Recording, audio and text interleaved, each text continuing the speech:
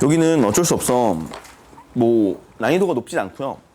무조건 필수적으로 맞춰야 되는 파트이긴 한데, 요거는 있잖아 그냥 암기할 게 많아요. 그냥 다이렉트로 암기할 게 많고, 1단원 역학에 비해서 내용의 양이나 뭐 이런 난이도는 적을 수 있어도, 다만 이제 암기를 하고 꼼꼼하게 봐줘야 되는 특성이 좀 있죠. 2단원은 2단원 전체에 대한 얘기는 물질과 전자기장이라는 이야기고, 첫 번째가 물질에 대한 이야기예요. 물질과 전기에 대한 이야기인데, 우리 102페이지를 펴보시면은 이제 원자와 전기력, 여기는 좀 화학한 친구들은 유리해요. 왜냐면은 내용이 거의 뭐 80% 이상 겹쳐요. 수능에서도 요 파트는 물리에서 무조건 한 문제가 출제가 돼. 화학에서도 무조건 한 문제가 출제가 돼요. 그래서 요 파트는 진짜 완전 중복되죠, 물리랑 화학이. 그래서 화학한 친구들은 조금 쉽게 볼 수 있을 것이고, 이제 간단한 정리들, 이제 개념 정리들 쭉 하면 되는데, 요 앞에 101페이지는 뭐 우리 톰슨의 원자 모형 알고 있죠? 톰슨이 뭘 발견했어? 전자 발견했잖아. 톰슨이 전자 발견했고, 러더퍼드가 1911년에 원자 핵을 발견하죠. 그리고 그 이후에는 바로 2년 뒤에 보어가 원자 모형을, 이제 궤도 모형을 주장하게 되는데, 우리가 배우는 내용은 있잖아. 그 톰슨의 음극선 실험, 이거는 그냥 교과서마다 조금씩 달라가지고 읽어보세요. 그냥 요거는 톰슨이 음극선이라는 걸 통해서 얘가 마이너스 성질을 띠고 있고, 그 다음에 질량을 가진 입자이구나 라는 거를 발견했다. 전자를 발견했다. 그래서 얘는 플러스 마이너스가 푸딩 모형이라고 하죠. 일종의 그냥 원자 핵에 뭐 마치 빵에 건포도가 박혀있듯이, 뭐 푸딩에 젤리가 박혀있듯이 이런 식으로 툭툭 박혀있는, 랜덤하게 박혀있는 형태가 되고, 합쳐서 총량은 중성이 되더라, 이렇게 얘기했는데, 러더퍼드는 이제 그거를 그 알파 입자 산란 실험, 이 정도부터 정리합시다. 우리 러더퍼드가 했던 거, 러더퍼드의 알파 입자 산란 실험. 알파 입자가 뭔지 알죠, 우리? 뭐니? 알파 입자. 그죠? 헬륨 원자 핵이죠. 여기서 말하는 알파 입자는 우리는 얘를 갖다가 E4He2 플러스라고 쓰는 헬륨 원자 핵이 되죠. 그죠? 원자번호 2번의 질량수 4짜리인 전자를 두 개를 잃어버린 헬륨 원자 핵 상태. 그 당시에는 헬륨 원자 핵인지 몰랐어요. 그래서 알파 입자로 불렀던 거고, 같은 원리로 베타 입자가 뭐였어? 베타 입자. 베타 입자. 못 들어봤어? 베타 입자. 전자였어, 전자. 그래서 전자인지 몰라서 처음에는. 그래서 처음에 발견된 순서대로 그냥 알파 입자, 베타 입자, 뭐 감마선, 이렇게 감마 입자 이렇게 불렀거든. 나중에 알고 보니까 알파 입자는 헬륨 원자 핵이었고, 베타 입자는 전자였던 거예요, 그냥. 이렇게 정리하시면 되고요. 러더퍼드가 알파 입자 산란 실험을 했는데, 이게 알파 입자를 있잖아, 그 납상자에다가 라돈 같은 애를 집어넣어, 여기다가. 그러니까 이렇게 보시면 돼요. 납상자 안에다가 라돈이라는 이 방사성 물질을 집어넣고, 여기다 구멍을 하나 뚫어놨어. 이렇게 구멍을 뚫어놓으면 라돈이 막 방사성 분개하면서 어떤 눈에 보이지 않지만 뭔가가 자꾸 여기서 방출이 나간단 말이야. 그걸 갖다가 금속 박에다가 이렇게 놨어요. 아주 얇은 금속 박에다가 이렇게 놨더니, 그 다음에 이제 뒤에는 뭘 놨냐면 형광 스크린 놨어.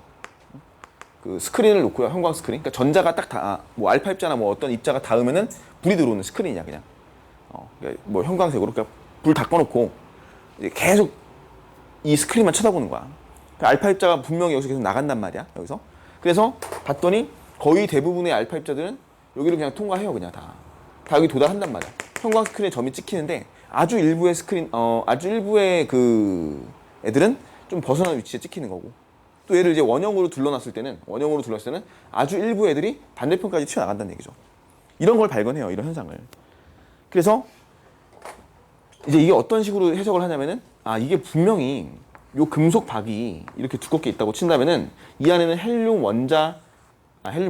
금속 원자들이 들어있을 것이고, 이렇게 원자들이 박혀있다고 치면은, 거의 대부분의 알파 입자는 이걸 통과한다는 얘기는, 거의 원자 대부분이 뭐 있다는 얘기니? 비어있다는 얘기예요. 그죠? 원자가 분명히 있을 건데, 이 안에는 원자들이 있을 건데, 얘네들이 그냥 거의 그대로 통과를 하고 있다. 이 얘기는 원자가 거의 대부분 빈 공간일 것이다 라고 예측을 하고요. 아주 일부의 알파 입자들은 지나가다가 휘어졌어, 이렇게. 아주 일부가. 극히 일부 애들은 이렇게 막 휘어진 거야. 그럼 얘가 휘어지는 걸 보고, 분명히 얘는 알파 입자는 우리 플러스 성질을 가지고 있을 것인데, 얘가 마이너스 성질을 가지고 있다면 원자 핵이, 그러면은 얘는 휘어지지 않겠죠. 휘어질 수는 있겠지만 이거는 절대 안 되지. 아주 극히 일부는 가다가 튀어나왔어요. 이렇게. 아주 극히 일부가. 이거는 불가능하지. 마이너스였다면. 그지? 그러니까 얘가 지금 플러스면 얘도 뭐 있어야 돼? 속에 플러스가 있을 것이다. 라고 예측했고 거의 대부분이 통과했기 때문에 그 크기는 매우 작을 것이다. 해서 중심부에 아주 작은 그 크기를 가지고 있는 양성자라고 불리는, 양성자는 몰랐죠. 처음에는 원자핵이 있었겠죠. 원자핵. 이렇게. 원자핵이 있었을 것이다. 이렇게. 그렇기 때문에 이 밑에 표를 보시면은 원자의 대부분은 빈 공간이며 원자의 중심에는 플러스 전하를 띤 좁은 공간에 아주 큰 질량을 가진 입자가 존재할 것이다 라고 얘기했고요. 걔를 원자핵이라고 불렀죠. 따라서 러더퍼드의 그 원자핵 발견으로 러더퍼드의 원자 모형은 알파 입자 산란 시험을 통해서 밝혀진 바에 의하면 중심부에 원자핵이 있을 것이고요. 이 주변에 전자가 돌고 있을 것이다. 고전적인 모델로 해석하는 거죠. 원자핵의 전자. 근데 원자핵 크기는 매우 작죠. 원자핵 크기는 너네 이 사이즈가 굉장히 작아서 보통은 한 10만 분의 1인가? 그 정도 잡아가지고 운동장 하나의 크기가 원자라면은 그 안에 가운데 있는 공 하나의 크기, 축구공 하나의 크기가 원자핵의 사이즈다. 그러니까 우리 몸의 물질은요 거의 다 비어 있어요. 사실상. 그지? 우리 몸은 원자로 이루어져 있는데 원자의 거의 대부분 다 비어 있어. 10만 분의 1. 우리는 실제 가지고 있는 부피의 10만 분의 1 부피밖에 안 갖고 있는 거야. 나머지 다 진공이에요. 되게 신기하죠? 그렇지 않니? 과학자들이 그거 되게 많이 탐구했었어. 어떻게 다 진공인데, 다 비어 있는데 어떻게 우리는 물질을 그 부피를 가지고 있으며 형태가 있고, 우리 눌렀을 때 꾹꾹 버티고 있잖아. 이런 것들. 왜 원자로 이루어진 물질이 이런 진공을 만들어 놓으면서도 불구하고 이렇게 돼 있을까? 이유는 전자 때문이죠. 전자. 이유는 전자 때문인데, 너네 나중에 그 화학 같은 거 배울 때도 마찬가지인데, 전자가 되게 큰 역할을 많이 하죠. 화학 반응이라든지, 우리 물질의 성질을 구성하는, 성질을 보일 때 있어서 전자가 굉장히 큰 역할을 하는데, 우리가 분명히 몸이 거의 대부분, 원자는 거의 대부분 진공으로 이루어져 있음에도 불구하고 부피를 가지고 있는 이유는 전자 때문이다. 라고 생각하시면 돼요. 자, 그래서 이제 전자가 궤도 운동을 한다는 걸 발견했는데, 이제 이 이후에는 이게 러더퍼드 원자 모형이잖아. 이게 이제 보어 모형으로 가면서 조금 수정이 되죠. 조금 단 2년 사이에 이런 식으로 전자가 뭐를 가지냐면은 궤도를 가져요. 그러니까 러더퍼드의 원자 모형은 보통 우리가 별명으로 행성 모형이라고 불러. 행성 모형이다. 얘가 행성 모형이라고 불리는 이유는 뭐니? 그냥 원자핵 주변에 전자가 마치 지구가 태양 주변을 공전하듯이 어떤 행성들이 도는 것처럼 공전을 하고 있을 것이다 라고 생각했었고요. 근데 보어는 그게 아니라 행성 모형에서 조금 더 발전해서 그 행성이 도는 궤도가 하나가 아니다. 그래서 얘는 궤도 모형이라고 하죠. 궤도 모형. 이렇게 진화가 되죠. 근데 그 사이를 우리가 보는 거야. 왜 러더퍼드 원자 모형에서 행성 모형에서 보어의 궤도 모형으로 바뀌었을까? 사실 알고 보니까 나중에는 조금 더 지나서 한 10년도 안 돼가지고 또 한 번 수정이 돼요. 우리 뭐라고 얘기하니? 지금에선. 전자구름. 구름처럼 퍼져 있을 것이다. 이렇게 표시하죠. 1920 얘가 13년 했죠. 보어가 한 20몇 년, 21년인가 20몇 년쯤에 보른이라는 사람이 이런 구름 모형을 주장해요. 구름 모형. 전자구름이라고 하는 구름 모형을 현대에 와서는 우리가 구름의 모형을 배우고 오비탈이라는 개념을 쓰는 거죠. 화학에서 배울 때. 우리가 화학은 다 배웠니? 한번? 보고 있니? 화학이 고2 때 어차피 내신 때 볼 거 아니야. 선택 안 하면 안 볼 수도 있겠지만 보는 게 좀 좋아. 웬만하면 화학 같은 거. 공부하기 어려울 수도 있어도 보는 게 좋은데 구름 모형, 오비탈이라는 개념으로 가죠. 오비트라는 궤도 모형에서 오비탈이라는 확률적 함수를 표시하는 구름 모형으로 진화가 되더라. 근데 우리는 정확하게 요거를 딱 지금 타겟으로 배우는 거야. 요 보어의 원자 모형. 요 파트의 가장 핵심 내용은 보어 원자 모형이야.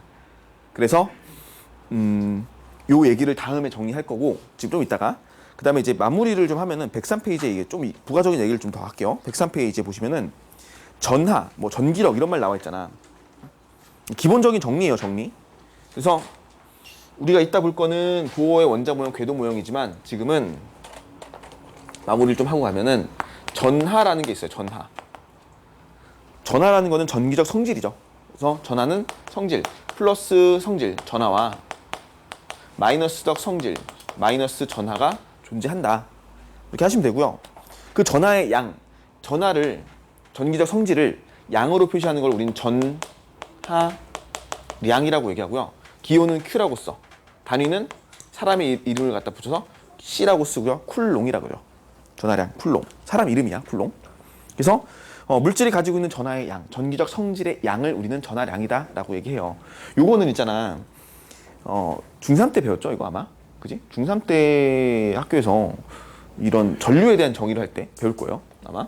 전하량은 전기적 성질의 양. 근데 그 기준을 누구로 잡냐면은 전자로 잡죠. 자, 전자는요.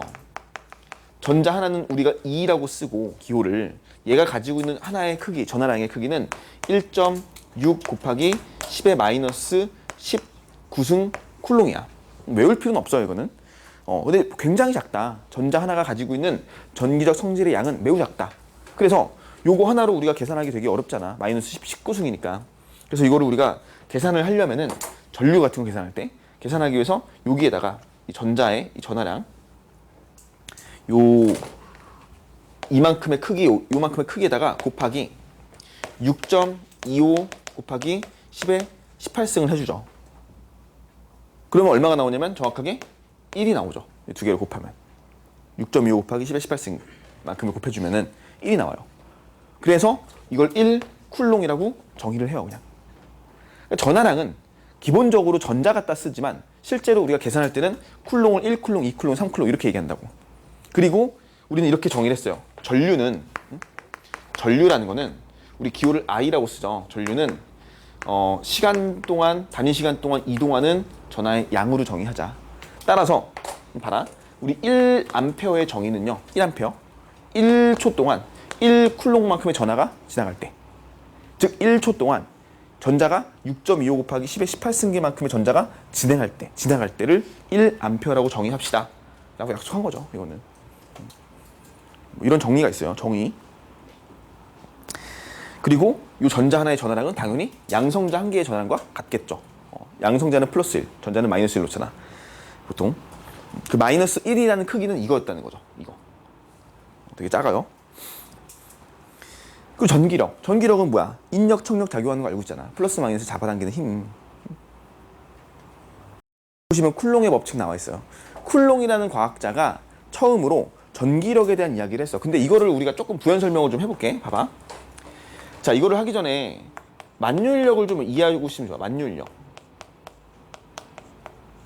만율력의 그 정리는 누가 했냐면 뉴턴이 했죠. 만율력 크기는 어떻게 구하니? 혹시 알아? 본 적 있죠, 이거? 만율력의 크기. F는 하고 거리 제곱분의 Q? 질량의 곱. 식으로 혹시 기억나니? 아니? G라고 써요. 만율력 상수야 이거는. G R 제곱분의 라지 M 스몰 m. 그죠? 이 정도는 알고 있는 게 좋죠. 만율력의 크기야 이게. 내가 한번 얘기 안 해줬나? 전에 우리 중력할 때? 역학할 때? F는 G R 제곱분의 라지 M 스몰 m. 라지 M은 지구 질량, 스몰 m은 그냥 물체의 질량. 그 물체와 지구는 항상 끌어당기죠. 그것뿐만이 아니라 질량을 가진 모든 물체는 서로 잡아당기는 인력이 작용하다. 그래서 우리가 서로끼리 잡아당기고 있죠 지금. 서로 잡아당기고 있고, 내가 지금 태양 잡아당기고 있고, 지구 잡아당기고 있고, 뭐 우주에 있는 모든 물질을 다 내가 끌어당기고 있어요. 그지? 맞잖아. 너네도 끌어당기고 있고, 다 서로가 끌어당기고 있는데 되게 크기가 약해요. 되게 약한 것 뿐이지. 근데 지구 질량처럼 엄청 크면 우리 끌어당길 수 있어. 우리 정도는. 그래서 너무 떨어지잖아 그냥. 지구가 끌어당기니까. 이게 만율력에 대한 정의예요. 식이에요. 식. N. 참고로 얘기하면 이거 상수거든 이거. 얘들아? G가 상수잖아. 6.67 곱하기 10의 마이너스 31승이라 그래요. 크기가 되게 작아. 상수야. 라지 M은 지구 질량이죠. 10의 24승이야 지구는. 지구의 질량은 되게 작아요. 10의 24승 킬로그램. 별로 안 크죠. 별로 안 크잖아. 태양보다는 작죠. 태양은 10의 31승 정도. 근데 이것도 상수잖아. 값이 있어요. 라지 M도 상수잖아. 값이 있어요. R제곱은 뭐냐면 지구 반지름이야. 지구 반지름 6,400km 정해져 있잖아. 요 상수죠. 이 세 개는 계산이 되는 값이잖아. 이 계산하면 뭐 나올까? 그죠? 9.8 나오는 거야. 그래서 F는 질량 곱하기 얼마 하는 거야? 9.8 중력가속도로 하는 이유는 요 계산값이 지구에서는 정해져 있으니까. 그걸 정하면 F는 우리 맨날 하는 거 MGH 했던 거, MG 했던 거 있잖아. 9.8 나와요. 여기 딱 계산되면. 그러니까 우리가 쓰는 중력 있잖아. 내가 질량이 10kg인데 나 몇 뉴턴 중력 받아? 100뉴턴 받아. 이렇게 하는 것들은 이미 만율력을 계산하고 있는 거죠. 그냥 이게 자체가. 그리고 얘도 힘이니까 F는 MA 꼴로 표시가 되는 거고. 이걸 왜 얘기하냐면은 이렇게 뉴턴의 만율력 법칙을 발표한 이후에 쿨롱이라는 과학자가 얘네들은 지금 질량 가진 물체가 당기는 인력인데 전기도 그 당시 알고 있었죠. 인력이 작용하니까 플러스 마이너스끼리 당기니까 물론 밀어내는 것도 있었지만 이걸 갖다가 그대로 전기력으로 적용을 해봐요.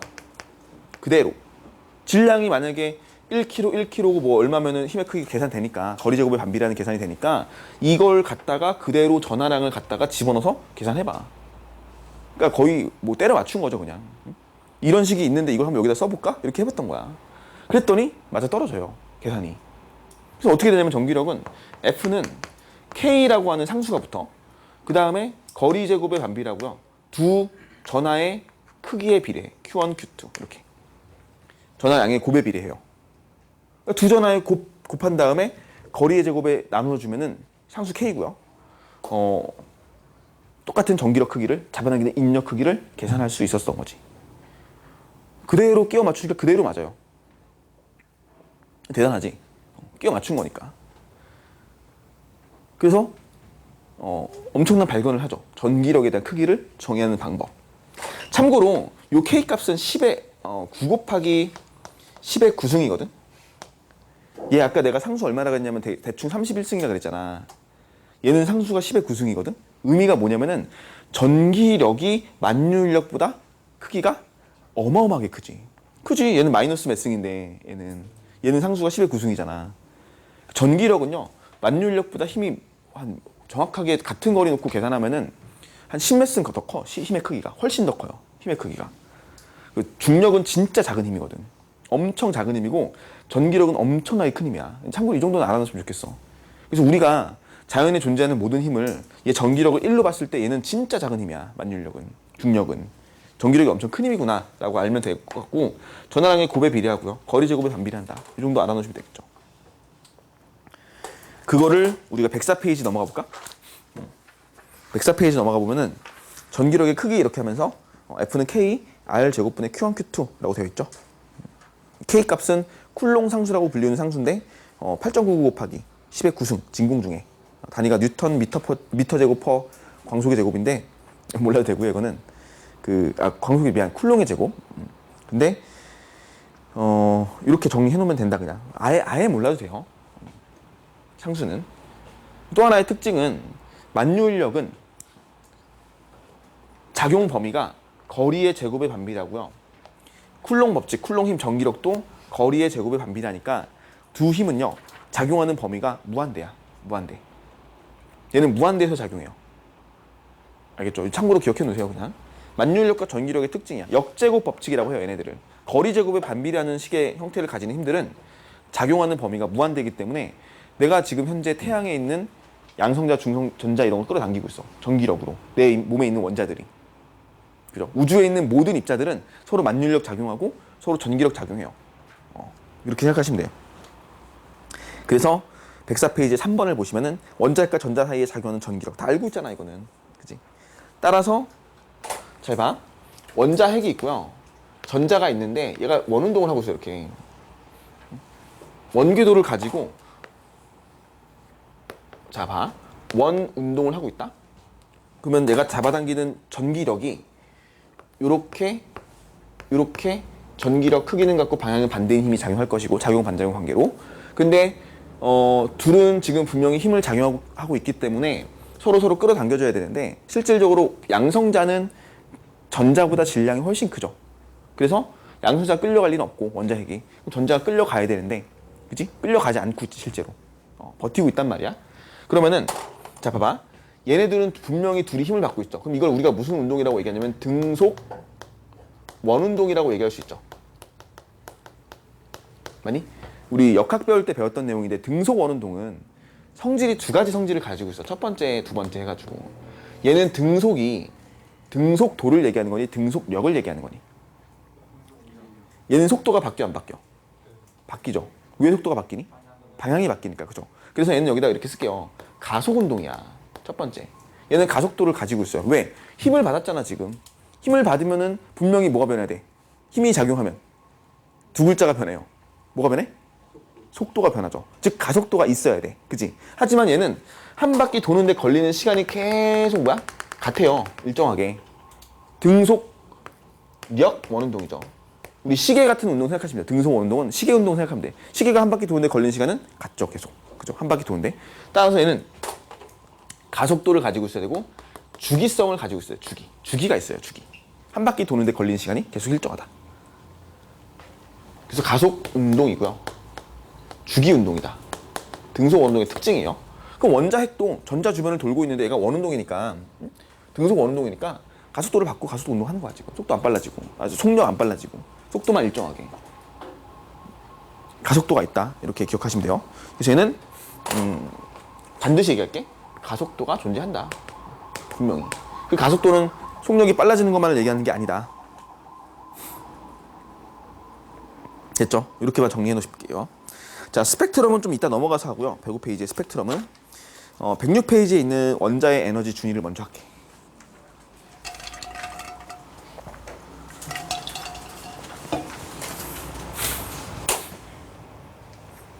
자, 이거 이해 가죠? 지금? 자, 보세요. 자, 러더퍼드가 원자 모형을 발표했어. 행성 모형을. 원자핵을 발견해서 원자라는 애들은 원자핵 중심에 다 원자핵이 모여져 있고요. 원자 중심에 전자가 주변을 돌고 있다라고 이제 발표를 하게 되는데 문제는 이게 문제야. 이게 문제예요. 이게 지금 원자 모형인데 전자가 뭐 하고 있냐면은 가속 운동을 하고 있어. 전자가. 이게 문제예요. 전자가 가속 운동하면 안 되거든. 왜냐면은 너희가 지금은 배우지 않아? 그러니까 그냥 정리만 해놓으세요. 전자가 가속 운동을 하잖아? 전자가 가속 운동을 하면은 반드시 전자기파를 방출해요. 전자기파를 방출해. 알겠어? 전자기파. 우리 핸드폰이나 아니면 무선통신 같은 원리가 바로 이 원리 쓰는 거야, 지금. 무선으로 쓰는 거 있잖아. 전자기파를 이용한 통신. 이런 것들은 와이파이나 블루투스 모든 거 포함해가지고 전자 가속시켜가지고 전자기파 방출하는 거 가지고 통신하는 거거든. 전자는 가속 운동하면 무조건 전자기파를 방출해야 돼. 그러면 이게 문제인 거지. 야, 분명히 원자핵 주변에 전자가 지금 돌고 있는데 얘가 뭐해? 가속 운동을 하는 거야. 그럼 가속 운동을 하면 전자기파를 방출하는데 전자기파는 너네 쉽게 생각하면 에너지라고 이해하셔도 돼요. 에너지. 결국에 뭘 방출하는 거야? 에너지를 방출하는 거야. 가속 운동하면서. 그러면 자, 아까 했던 얘기 기억해 보세요. 원자핵 주변에 전자가 지금 원자핵이 전자를 끌어당기잖아.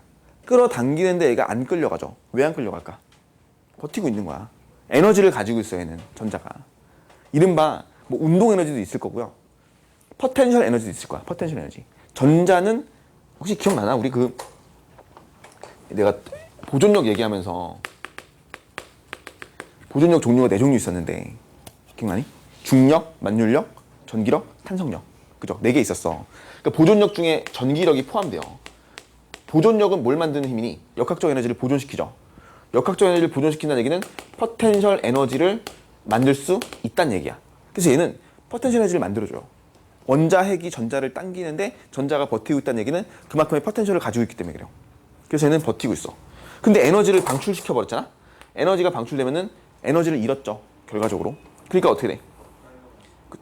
끌려가죠. 이렇게 쭉 궤도가 점점점 축소가 되면서 결국 뭐하니? 붕괴되겠죠. 얘는 그동안 지속적으로 에너지를 계속해서 방출할 수밖에 없어. 이렇게 방출하자. 이렇게 이런 식으로. 무슨 얘기인지 알겠지? 원자 주변을 돌고 있는 전자가 가속 운동이 되는 경우잖아. 지금 얘는 등속 원운동이니까 지금. 그러면은 전자기파를 방출할 수밖에 없고요. 전자기파를 방출하다 보니까 전자는 에너지를 잃어. 그럼 결과죠. 전자는 에너지를 잃어서 궤도가 뭐 해야 돼? 축소가 되고요. 궤도 축소에 의해서 결국 원자가 붕괴할 수밖에 없다는 거죠. 실제로 원자는 붕괴하지 않아요. 매우 안정적으로 존재해. 이걸 설명을 못했어. 러더퍼드는. 나오자마자 까이는 거죠. 원자핵 발견해가지고 딱 발표하자마자 까이는 거야. 이거 이러면 안 되는데. 그래서 2년 만에 수정이 되는 거야. 보호의 원자 모형에 의해서. 전자는 에너지를 잃어버려. 그럼 궤도가 축소돼야 돼. 근데 그 원자가 붕괴해야 되거든. 근데 실제로 원자는 우리 붕괴 안 하거든. 가만히 안정적으로 존재 잘해요. 러더퍼드의 원자 모형의 문제점이 첫 번째가 원자의 안정성을 설명할 수 없었다. 이게 문제점이었다는 거죠. 두 번째는요. 스펙트럼 내가 아까 얘기 안 했는데 우리가 연속 스펙트럼 정도 알고 있죠. 선 스펙트럼이나. 그치? 얘가 지금 궤도가 연속적으로 축소가 될 것이고 에너지를 쭉 지속적으로 방출하다 보니까 그럼 여기서 방출되는 에너지는 이 에너지라는 거는 우리가 전자기파라고도 이해하셔도 되고요. 빛이라고 이해하셔도 되고요. 뭐 열이라고 이해해도 상관없어요. 지금 뭐 크게 구분 안 할게. 일단 열이라고 봐도 되고 뭐 적외선이면 열이니까 열이라고 봐도 되고 빛이라고 봐도 되고 전자기파라고 봐도 되고 에너지라고 봐도 상관없어요. 다 동일하게 쳐놓을게요. 일단 그러면 분명히 얘가 연속적으로 빛을 내보낼 것이고 연속적으로 에너지를 방출하니까 그럼 우리가 이 에너지를 이 원자를 관찰하고 있으면은 이 원자가 방출하는 에너지에 의해서 무슨 스펙트럼을 관찰할 수 있어야 되냐면은 연속 스펙트럼을 관찰해야 돼. 연속 스펙트럼. 그죠? 연속 스펙트럼이 관측이 돼야 된다고 생각을 하는데 실제로 관측이 안 되잖아. 뭐가 나오니 실제로는? 우리 알죠? 실제 무슨 스펙트럼? 선 스펙트럼이 관측되잖아. 그죠? 선 스펙트럼이 관측돼요. 중학교 때 배웠던 거죠. 불꽃 반응 같은 거 있잖아. 아니면은 뭐 스펙트럼으로 원자마다 원소마다 선 스펙트럼의 모양, 개수, 위치가 다 다르다는 거 이런 것들 배웠단 말이야. 그래서 연속 스펙트럼, 선 스펙트럼이 관측이 돼야 돼. 실제로는 선이 나오죠. 실제로는 연속이 나와야 되는데 예측하기로. 따라서 두 번째는 이 선 스펙트럼 관측 문제가 있어요. 선 스펙트럼이 왜 나오냐? 이게 이제 이해가 안 되는 거죠. 이 러더퍼드 원자 모형의 문제점 두 가지가 있었다라고 하는 거고요. 지금 거기 첫 번째 페이지에 써 있죠. 첫 번째 맨 윗줄에 원자 안정성과 선 스펙트럼 문제를 설명하지 못했다. 됐죠? 그럼 보어의 원자 모형은 이 두 가지를 해결해 줄 것이다. 어떻게? 자, 보어의 해결책은요. 보어의 해결책이죠. 이거 그대로 조건을 줘요. 원자가 안정한 이유는 양자 조건 때문이다. 양자화 조건 때문이다. 두 번째, 선 스펙트럼이 나오는 이유는 그 진동수라는 조건이 있기 때문에 진동수 조건 때문이다. 이렇게 얘기해요. 이 두 가지의 조건에 의해서 러더퍼드 원자 모형의 문제점을 해결해주고 어느 정도 설명이 완벽하게 되죠. 여기까지 충분히 이해 가죠? 뭐 어려움이 없지.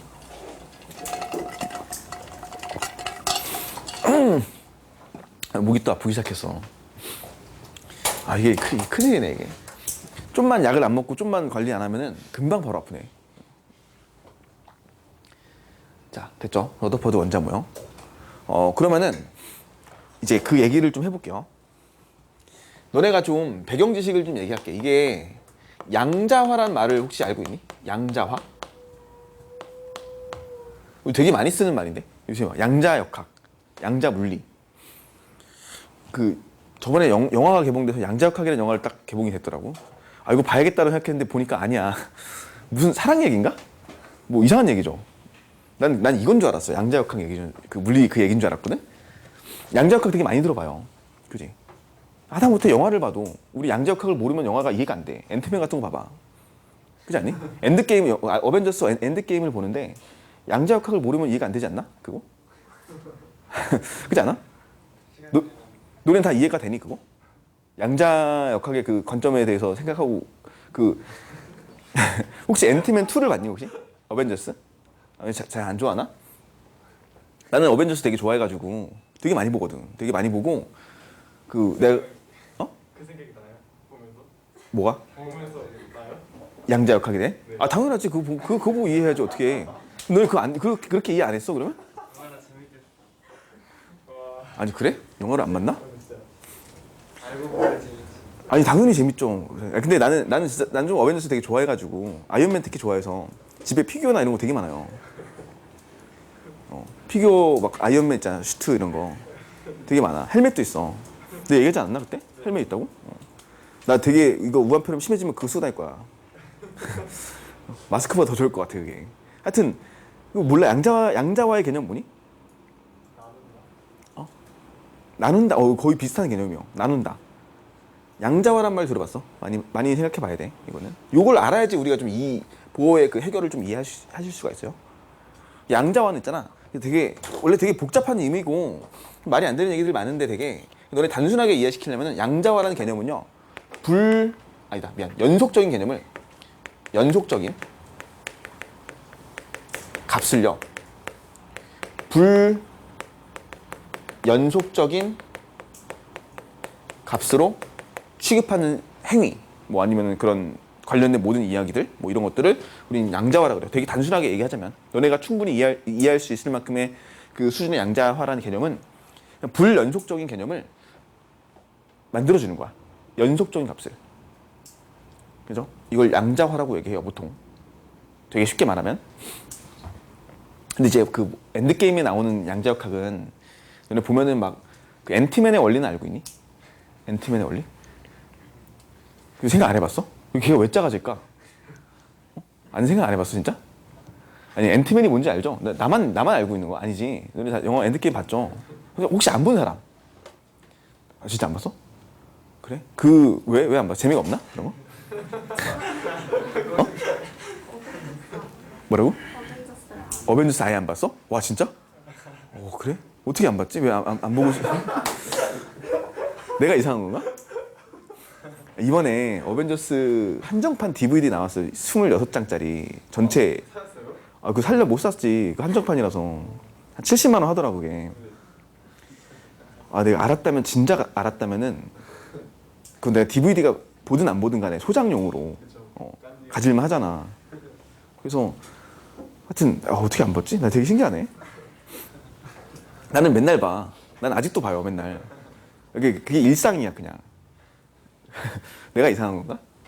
엔드게임 앤트맨 같은 경우도 뭐냐면은 원리는 이거. 얘가 작아지고 커지고 하잖아. 이거 원자 사이즈를 줄이는 거예요 이거를. 이게 거의 대부분 빈 공간이잖아 이게. 이 빈 공간이야 거의. 이거를 줄여버리면 원자 간격이 다 작아질 거 아니야 애들이 다. 그죠? 진공을 없애버리는 거야 쉽게 말해서. 그러니까 이제 얘가 작아지는 거야. 그리고 이제 커지고 이 간격 원자 내의 그 빈 공간을 늘렸다 줄였다 하는 거야. 그런 개념이거든. 거기서 말하는 거 막 나중에 시간 여행하고 막 이런 거잖아. 시간 여행 충분히 가능하고 차원 이동 충분히 가능해요. 물리적으로. 그 양자 얽힘 현상 같은 거 거기 나오잖아. 이걸 알아야지 이 영화가 이해가 될 텐데 이제는 안 가네. 걔네들 보면 나중에 막 그 양자의 세계에 갇힌 사람 나오고 그게 막 빙의 같은 거 되잖아. 막 그 다른 인격이 막 더 씌워지고 막 이러잖아. 그게 충분히 가능하다는 거야. 그 양자 얽힘 현상 중에 하나예요. 그게 실제로 물리학적 이론 중에 하나야. 그게. 그래서 그게 가능한 거거든. 그렇구나. 하여튼 막 영화 인터스텔라 같은 것도 보면은 이해 안 됐겠네. 자, 그런 건 내가 설명해주면서 보면 되게 재밌을 텐데. 약간 도스트 같은 느낌이야. 약간 영화 현상 설명해줘. 그거 다 충분히 가능한 이야기거든. 거기도. 이제 중요한 거는 연속적인 값을 불연속적으로 만들어주는 거야. 이게 요 개념을 처음으로 주장하는 사람은 플랑크라는 과학자예요. 플랑크 들어봤죠? 혹시? 막스 플랑크라는 독일의 과학자인데 이 사람이 처음으로 양자화라는 개념에 대해서 정리를 해요. 근데 이거는 우연하게 어떤 현상을 보니까 방출되는 빛이라든지 열이라든지 뭐 이런 일종의 그 당시에 뭐 전자기파라 불리운 애들은 에너지 값이 연속적인 값이 아니었다, 불연속적이다라고 주장을 해요. 근데 어떻게 우연하게 이제 계산식을 맞춰보다니까.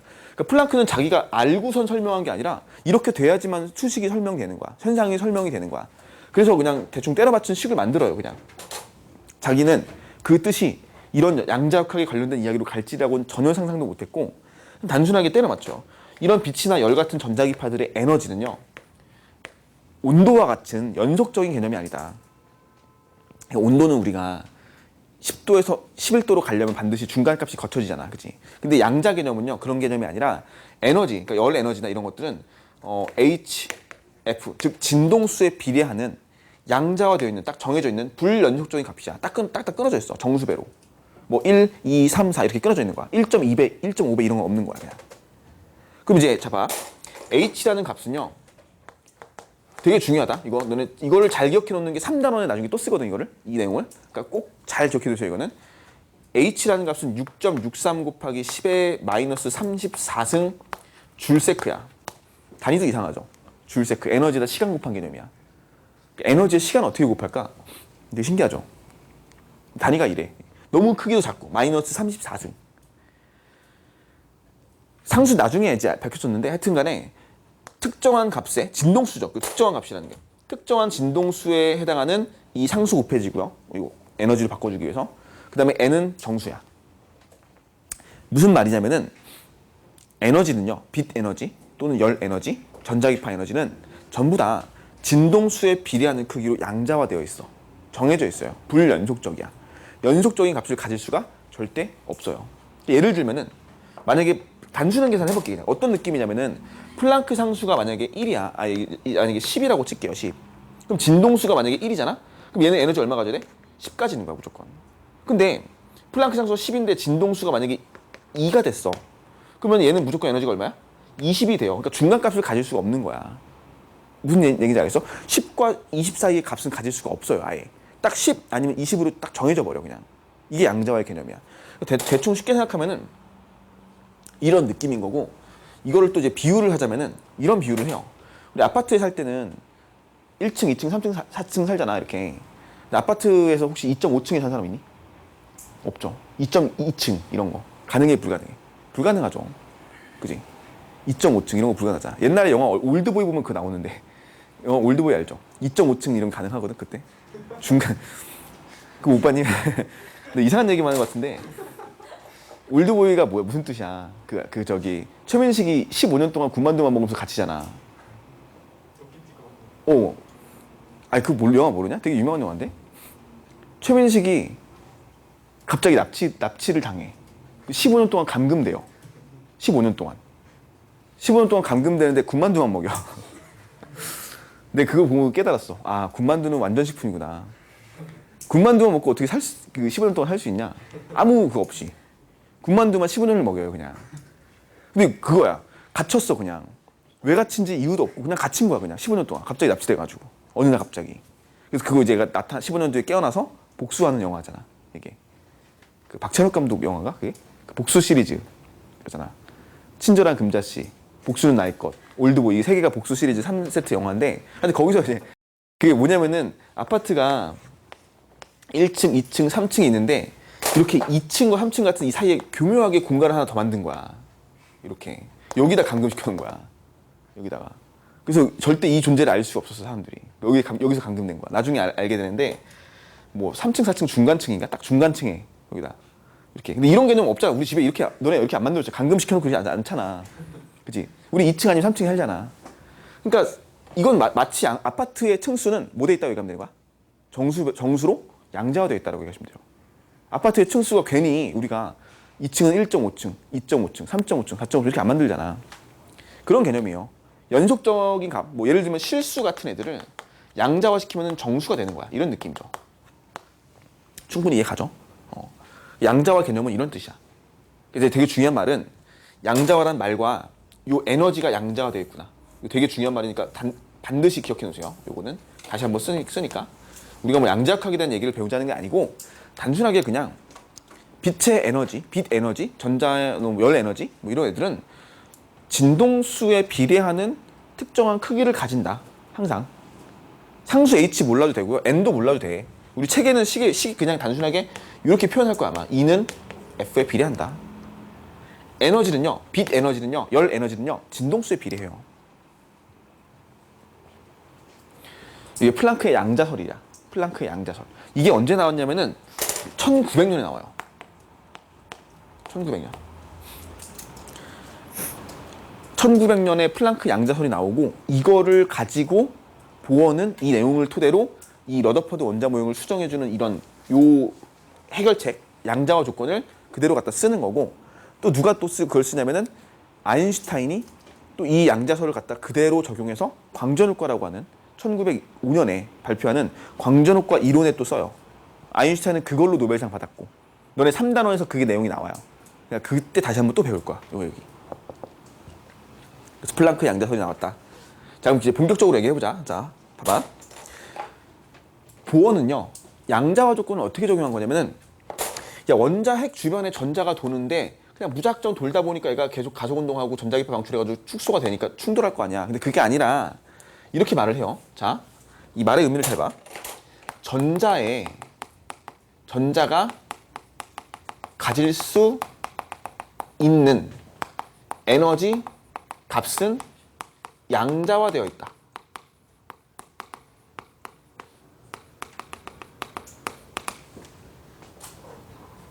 야, 이거 처음 보는데 이거 원래 있던 거냐? 없었지, 그지? 저번 주말에도 없었던 것 같은데? 갑자기 딱 눈이 마주쳤어, 쟤랑. 얘랑 눈이 마주쳤어, 얘. 봐봐, 이 말의 뜻이 알겠어? 전자가 가질 수 있는 에너지 값은 양자화되어 있다. 양자화란 개념은 연속적인 값을 불연속적으로 바꿔주는 거니까, 다시 말하면 전자가 가질 수 있는 에너지의 값은요, 양자화됐다. 즉 얘는 뭐다? 불연속적이다. 불연속적인 값을 가질 수밖에 없다. 그러니까 이 궤도가 축소돼서 연속적으로 축소되는 일은 발생할 수 없다는 뜻이야. 맞죠? 그래서 이렇게 얘기하죠. 원자 핵이 있고요. 전자가 가질 수 있는 에너지 값이 여기 첫 번째 하나가 있고요. 또 하나가 더 있고 또 하나 더 있고 이런 식으로 무한하게 뻗어나가는 형태의 불연속적인 특정한 궤도가 있을 것이다 라는 거죠. 특정한 궤도.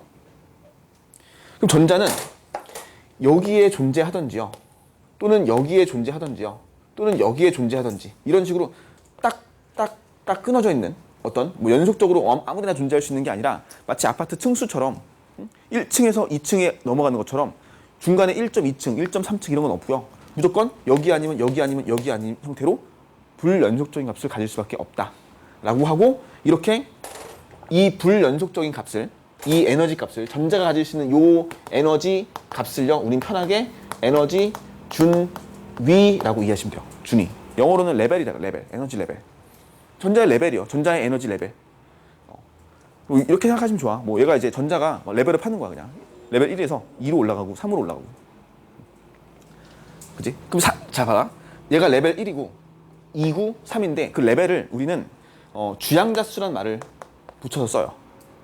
얘는 주양자수 2, 주양자수 3 이런 식으로 주양자수라는 개념을 쓰죠. 이거는 화학에서 나오는 개념이고, 화학에서는 보통 전자껍질, 뭐 L껍질, K껍질 이런 거 얘기하는 거 있잖아. 이런 식으로 표현도 하고, 물리에서는 그냥 얘를 그냥 주양자수라고 얘기하고, 첫 번째에 존재하는 첫 번째 에너지 준위, 첫 번째 에너지 값을 주양자수 1이다.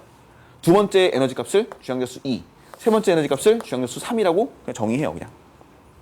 그러고 양자수가 커질수록, 자, 이쪽으로 바깥으로 원자핵 중심부터 양자수가 커질수록 에너지의 값은 어떨까? 점점 증가하죠. 레벨이 올라간다고 보시면 돼요. 증가한다는 뜻은 우리 이렇게 봐도 상관없어. 얘가 원자핵이 당기는데, 원자핵이 전자를 당기는데 높은데 더 멀리 갈수록 에너지 값이 커서 당기는 걸 버티고 벗어내고 도망간다고 생각하시면 돼요. 그지?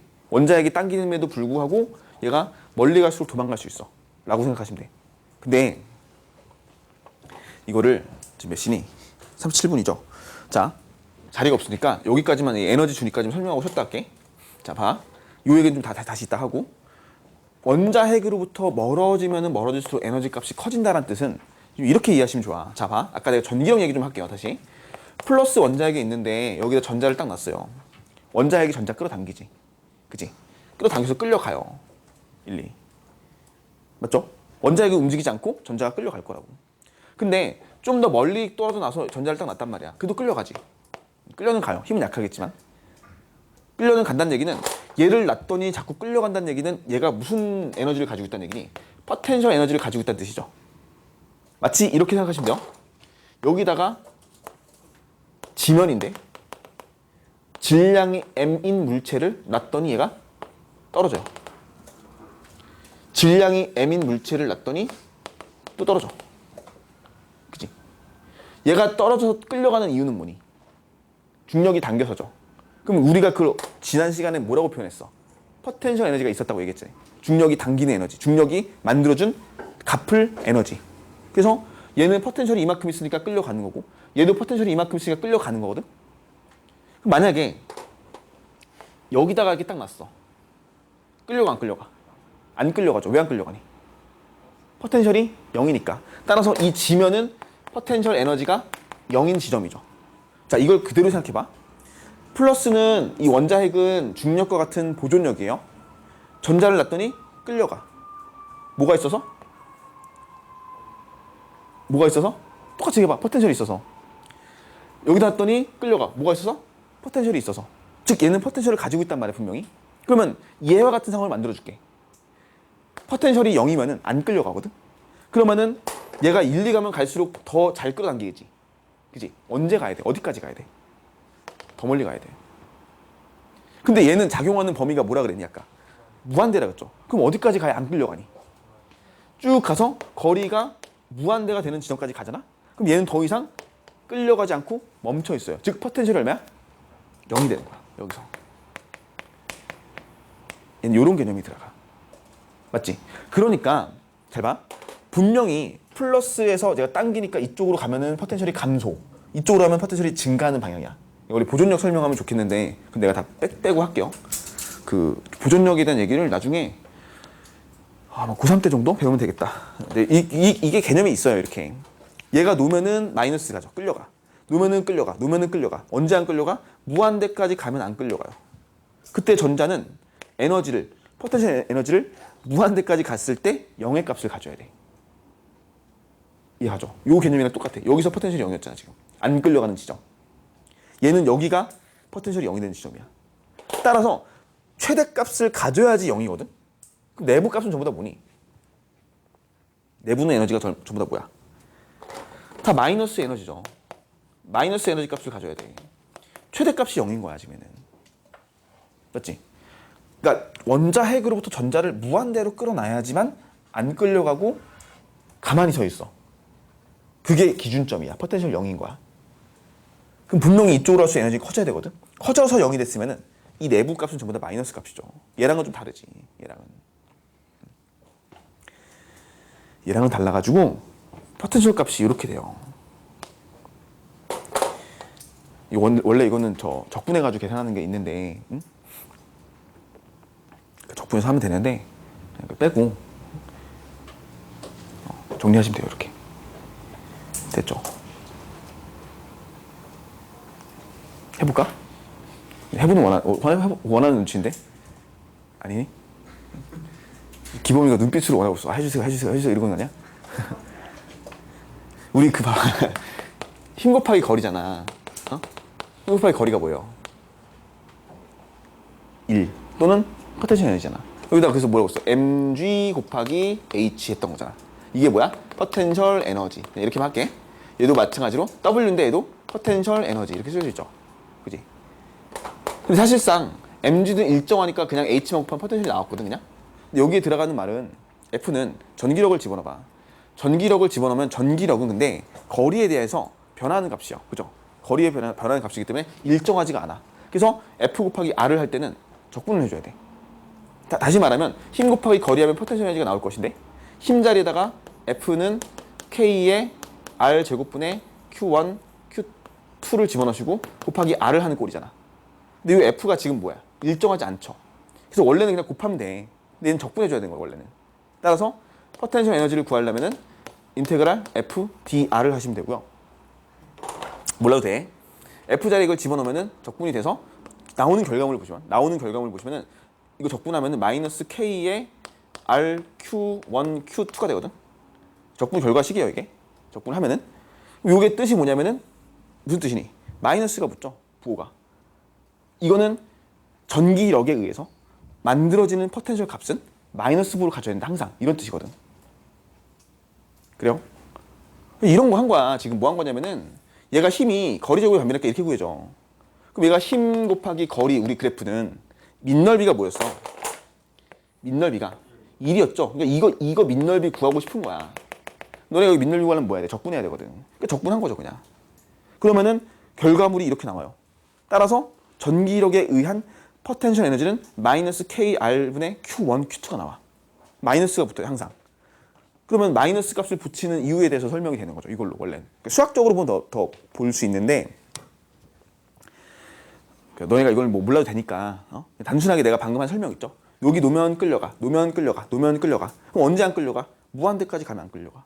무한대 가서 에너지 최대값을 가졌더니 0이 됐어요. 그 내부 밑에 값은 전부 다 마이너스야. 이렇게 이해하셔도 되죠. 됐죠? 그 같은 거 방법으로 요것도 있잖아. 만유인력도 똑같이 이거 포텐셜 구하면 어떻게 나올까? 마이너스 R분의 GM 스몰 m. 이게 뭐야? 만유인력에 의한 포텐셜. 이거를 그대로 이 자리에다가 지구 집어넣고 이 자리에 스몰 m 집어넣으면 지구 중력에 의해서 갇혀 끌려가잖아. 언제 안 끌려가니 그럼? 무한대가 안 끌려가. 그래서 만유인력도 포텐셜이 항상 마이너스 값을 가져요. 이거 내가 방금 설명한 주제는 보존력에 관련된 어디냐? 보존력 요거에 관련된 이야기거든. 되게 중요해요.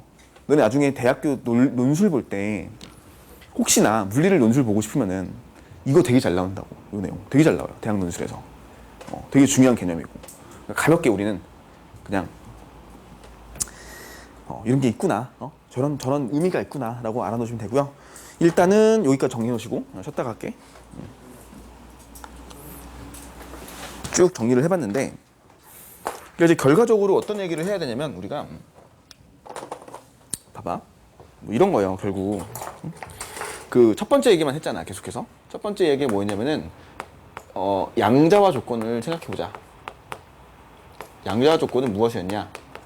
전자의 에너지 준위, 전자의 에너지 준위는 뭐였어? 불연속적이다. 양자화되어 있다. 불연속적인 값을 가질 수밖에 없다. 전자의 에너지 레벨은. 따라서 원자 핵이 있고요.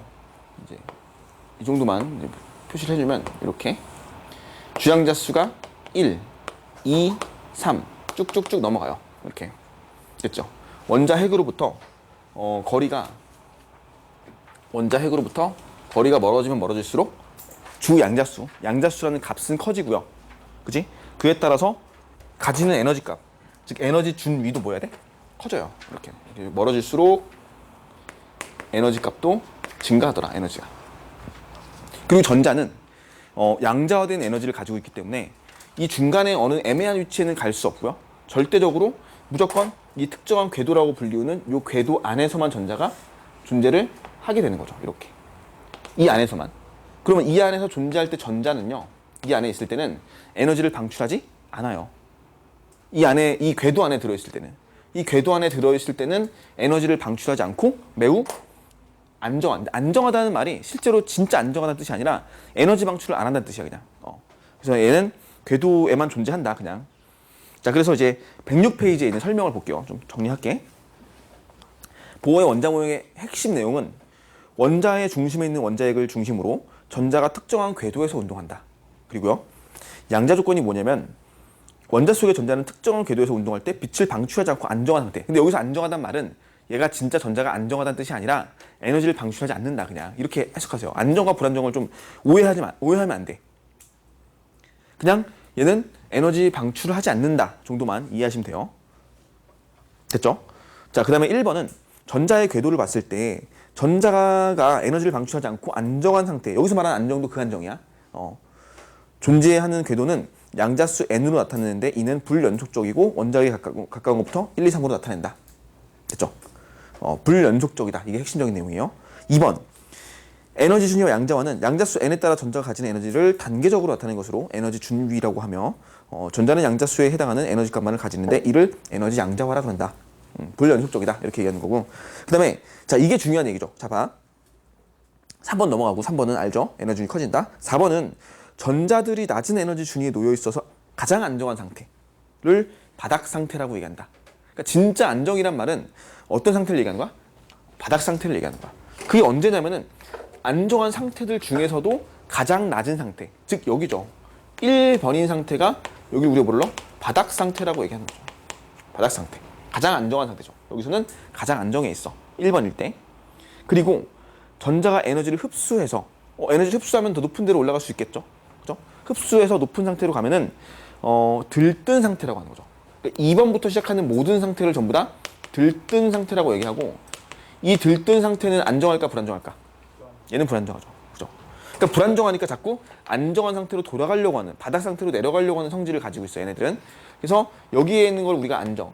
물론 궤도양자수 안에 들어가 있는 애들은 다 안정해 있죠. 전자기파를 방출하지 않으니까. 근데 그 중에서도 특히 제일 안정한 상태를 바닥 상태라고 얘기하고, 나머지는 모두 다 불안정한 상태, 들뜬 상태가 된다. 이렇게 정리를 해놓으시면 되겠죠.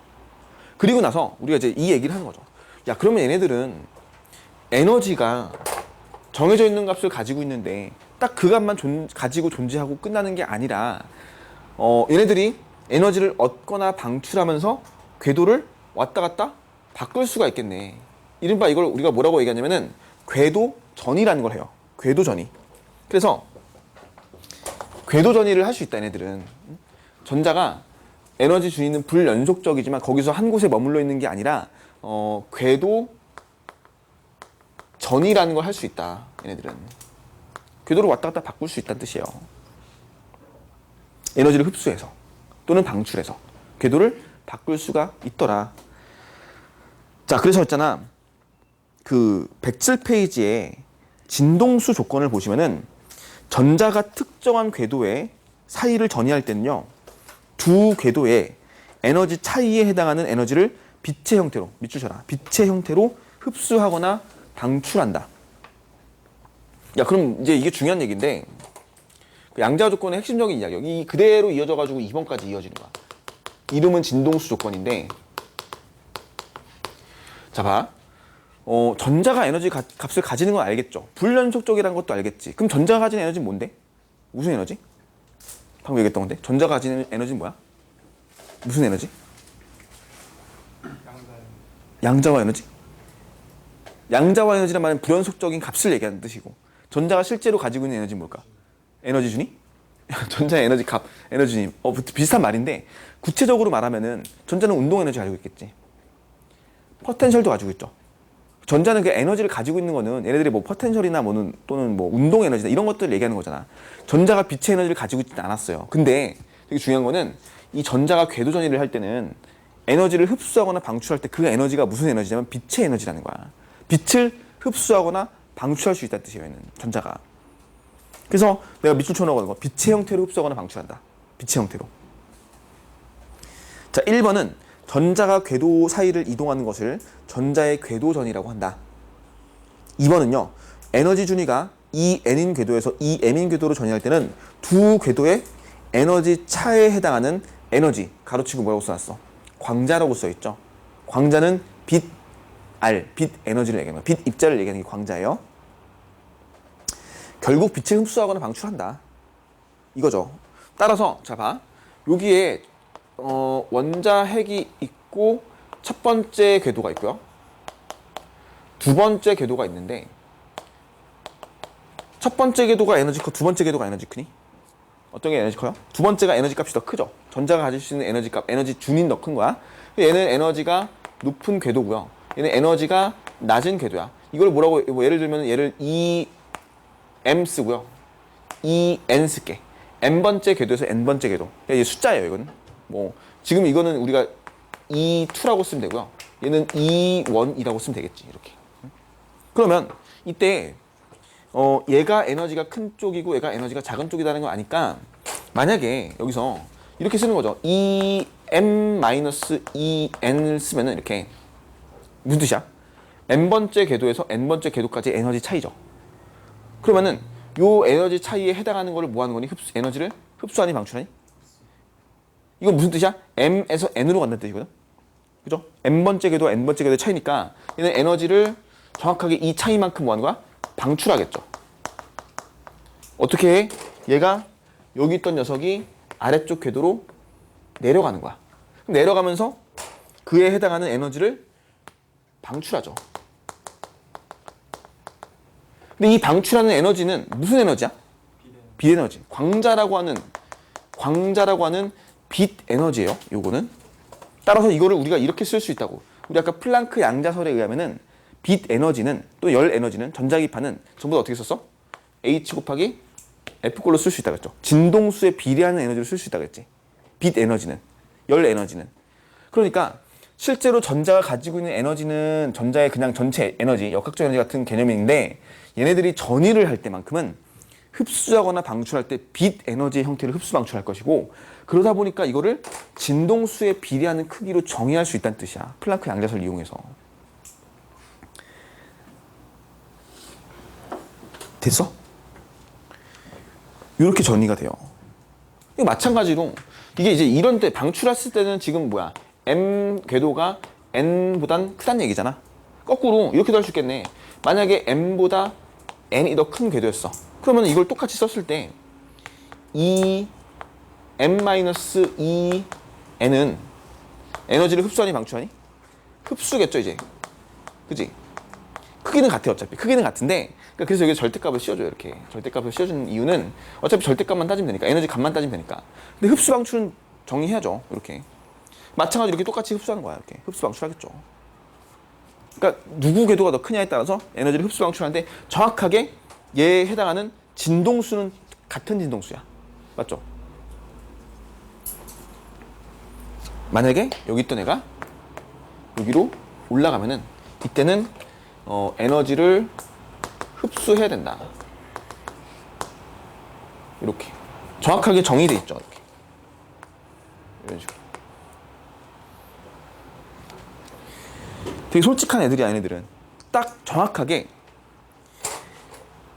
궤도 차이에 해당하는 에너지 값은요, 뭐 2m이 됐든 2n이 됐든 누가 크든 간에 정확하게 요거의 절대값에 해당하는 에너지 크기만을 흡수하거나 방출할 수 있고요. 그거는 우리가 h 곱하기 f꼴로 정의할 수 있어요. 맞지? 근데 이제 우리가 파동을 배우지 않아가지고 사실 파동에 혹시 기억나냐? V 파동의 속력은 진동수 곱하기 파장으로 쓰는 거 알고 있어 혹시? 이것도 중학교 때 배우는데 안 배우나? 내가 맨날 수업하다 보면 애들한테 이거 중학교 때 배웠지 물어보면은 다 중학교 안 나온 것 같아 애들이. 다 모른대요 다. 이거 알아 몰라? 배운 기억이 없죠. 하긴 나도 기억이 없으니 뭐 배웠어 안 배웠어요? 이거 파동의 속력이야. 파동의 진행 속력은 F가 진동수고요. 이게 뭐야? 파장. 들어봤지? 못 들어본 표정인데? 진동수에다 파장을 곱하면은 파동의 진행 속력이 나와. 파동. 이거 몰라도 돼요 사실. 나중에 파동 때 다시 나오니까. 그래서 이거를 그러니까 좀 약간 이 식이 여기가 보면은 이런 거야 그냥. 너네가 당연히 이걸 알고 있겠지. 당연히 그래서 이런 언급도 없이 람다분의 hc라고 딱 써버려요 그냥. 책에 교과서에. 람다분의 hc라고 딱 써버리면은 너네가 hf까지는 그래 알겠어. 처음 배우는 거니까. 근데 람다분의 hc가 왜 나올까? 라고 고민을 하면은 이걸 때문에 이 관계 때문에 나오는 거거든요 지금. 그래서 이걸 이해하셔야 되는데 그래서 아이들이 이제 중학교 내용이 되게 중요한 거야. 중학교 때 공부를 해야 돼요. 너네 혹시 나중에 동생이나 아니면 친척들 있잖아. 동생들 어린애들 뭐 있으면은 반드시 중학교 때 과학 공부 좀 하라고 얘기해. 중학교 내용을 베이스로 고등학교에 있는 내용들이 딱 설명이 되는데 그럼 중학교 때 공부를 안 하면 사실 되게 힘든 상황이 많이 나와. 이게 무슨 뜻이냐면은 다시 말할게. 파동의 진행 속력은 진동수에다가 그 파장 한 번 진동할 때 갈 수 있는 거리를 곱한 값이에요. 진동수 곱하기 파장. 그러니까 빛의 속력의 경우는 얘를 갖다 C라고 쓰시면 되고요. C는 F 람다니까 F는 얼마니? 람다분의 C죠. 그래서 F 자리에다가 람다분의 C를 집어넣어요. 됐어? 내가 이 표시한 요건 되게 중요한 거니까 잘 기억해 놓으세요. 요거 플랑크 상수 들어가는 식들은 요거 나중에 또 나온다. 3단원 배울 때 또 나와요. 3단원 배울 때. 흡수인지 방출인지는 궤도가 누가 더 큰 놈에서 작은 놈으로 간지 작은 놈에서 큰 놈으로 간지만 보시면 되고요. 그 크기는 절대적으로 정해져 있다. HF로. 람다분의 HC로. 따라서 하나만 정리하실 거는 이게 있잖아. 그냥 에너지는요. 진동수에 비례하거나 또는 에너지는요. 파장의 역수에 비례해요. 제일 많이 물어보는 값이야. 이거. 제일 많이 물어봐요. 문제에서.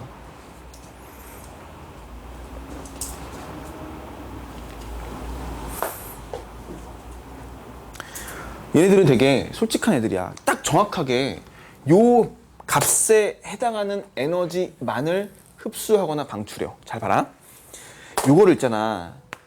수소의 경우에는 수소의 에너지 준위가 다 결정이 됐어요. 다 정해져 있어. 값이 정해져 있기 때문에 이걸 과학자들이 찾아보고 값을 다 계산해보고 딱 맞춰가지고 완벽하게 설명이 돼요. 그걸 이제 관계 만드는 식을 n번째 궤도에 있는 그 에너지의 준위, 즉 에너지의 값이 얼마냐면은 수소의 경우에는 n 제곱분의 마이너스 13.6 일렉트론 볼트로 결정이 돼 있어요. 이렇게.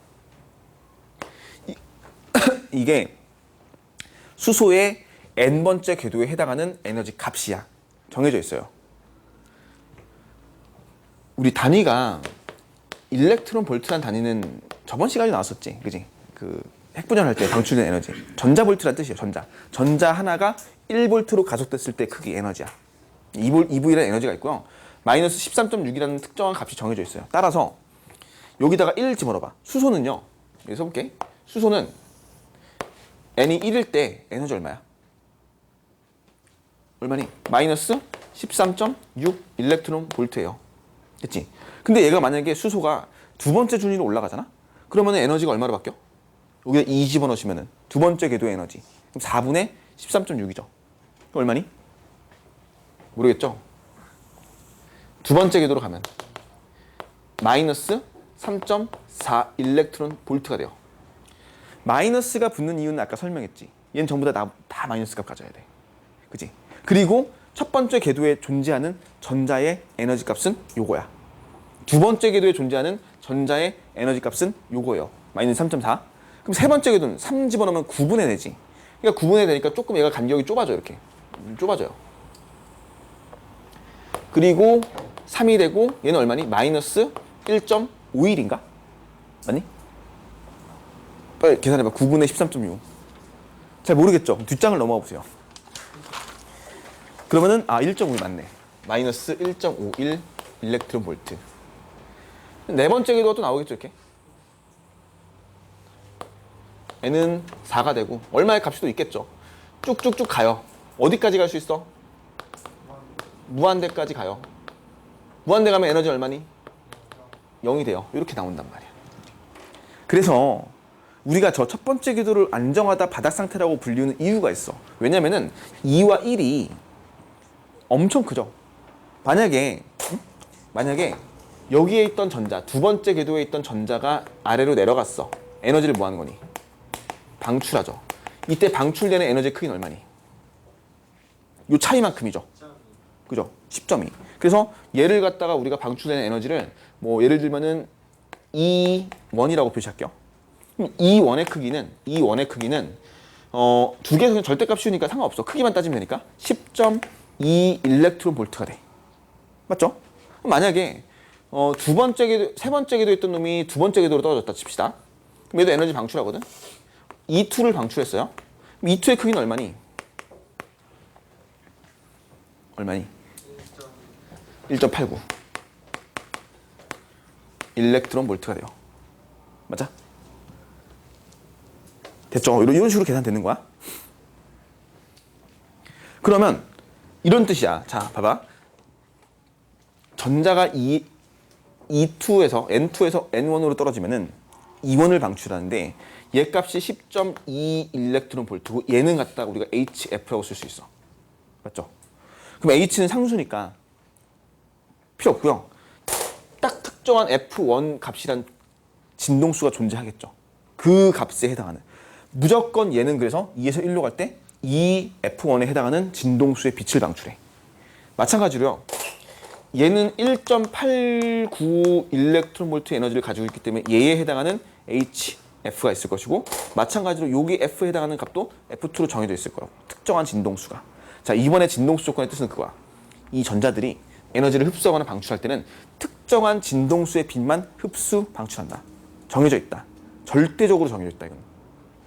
다만 존재는 수소를 기준으로 지금 잡아요. 수소를 기준으로. 수소의 에너지 준위는요. 2에서 1로 갈 때 무조건 10점이 방출돼요. 그럼 그에 해당하는 진동수 계산할 수 있죠. 여기다 이 H값이 있으니까. 진동수 얼마 방출되는지 정해져 있어. 애초에. 되니? 만약에 4에서 3으로 떨어진다. E3 방출돼요. E3 크기 얼마니? 뒤에 거 보고 계산해봐. E3는 4가 0.85고 얘가 1.51이거든 지금? 그죠? 그럼 얼마니? 0.85에서 1.51 빼는 거니까 얼마예요? 계산을 해봐. 값까지 써보자. 1.51에서 0.85 빼면 얼마니? 0.66? 근데 너무 어려운 거 물은 거 아니잖아. 그치? 0.66 맞아? 0.66 나오죠? 똑같이 나오겠죠, 이렇게. 이거 해당하면. 그럼 얘도 뭐가 정의래? F3가 정의래. 맞지? 얘가 있잖아. 1에서 2로 올라가려면 에너지 얼마 필요하니? 10.2만큼 에너지 줘야겠죠. 다시 봐봐라.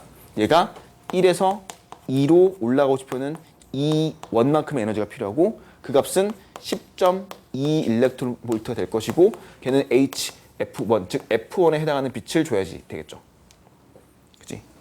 얘는 되게 딱 정해져 있어요. 무조건 정해져 있어요. 되게 신기하죠? 근데 이게 얼마나 대단한 거냐면은 얘는 쟤한테 필요한 게 10.2야.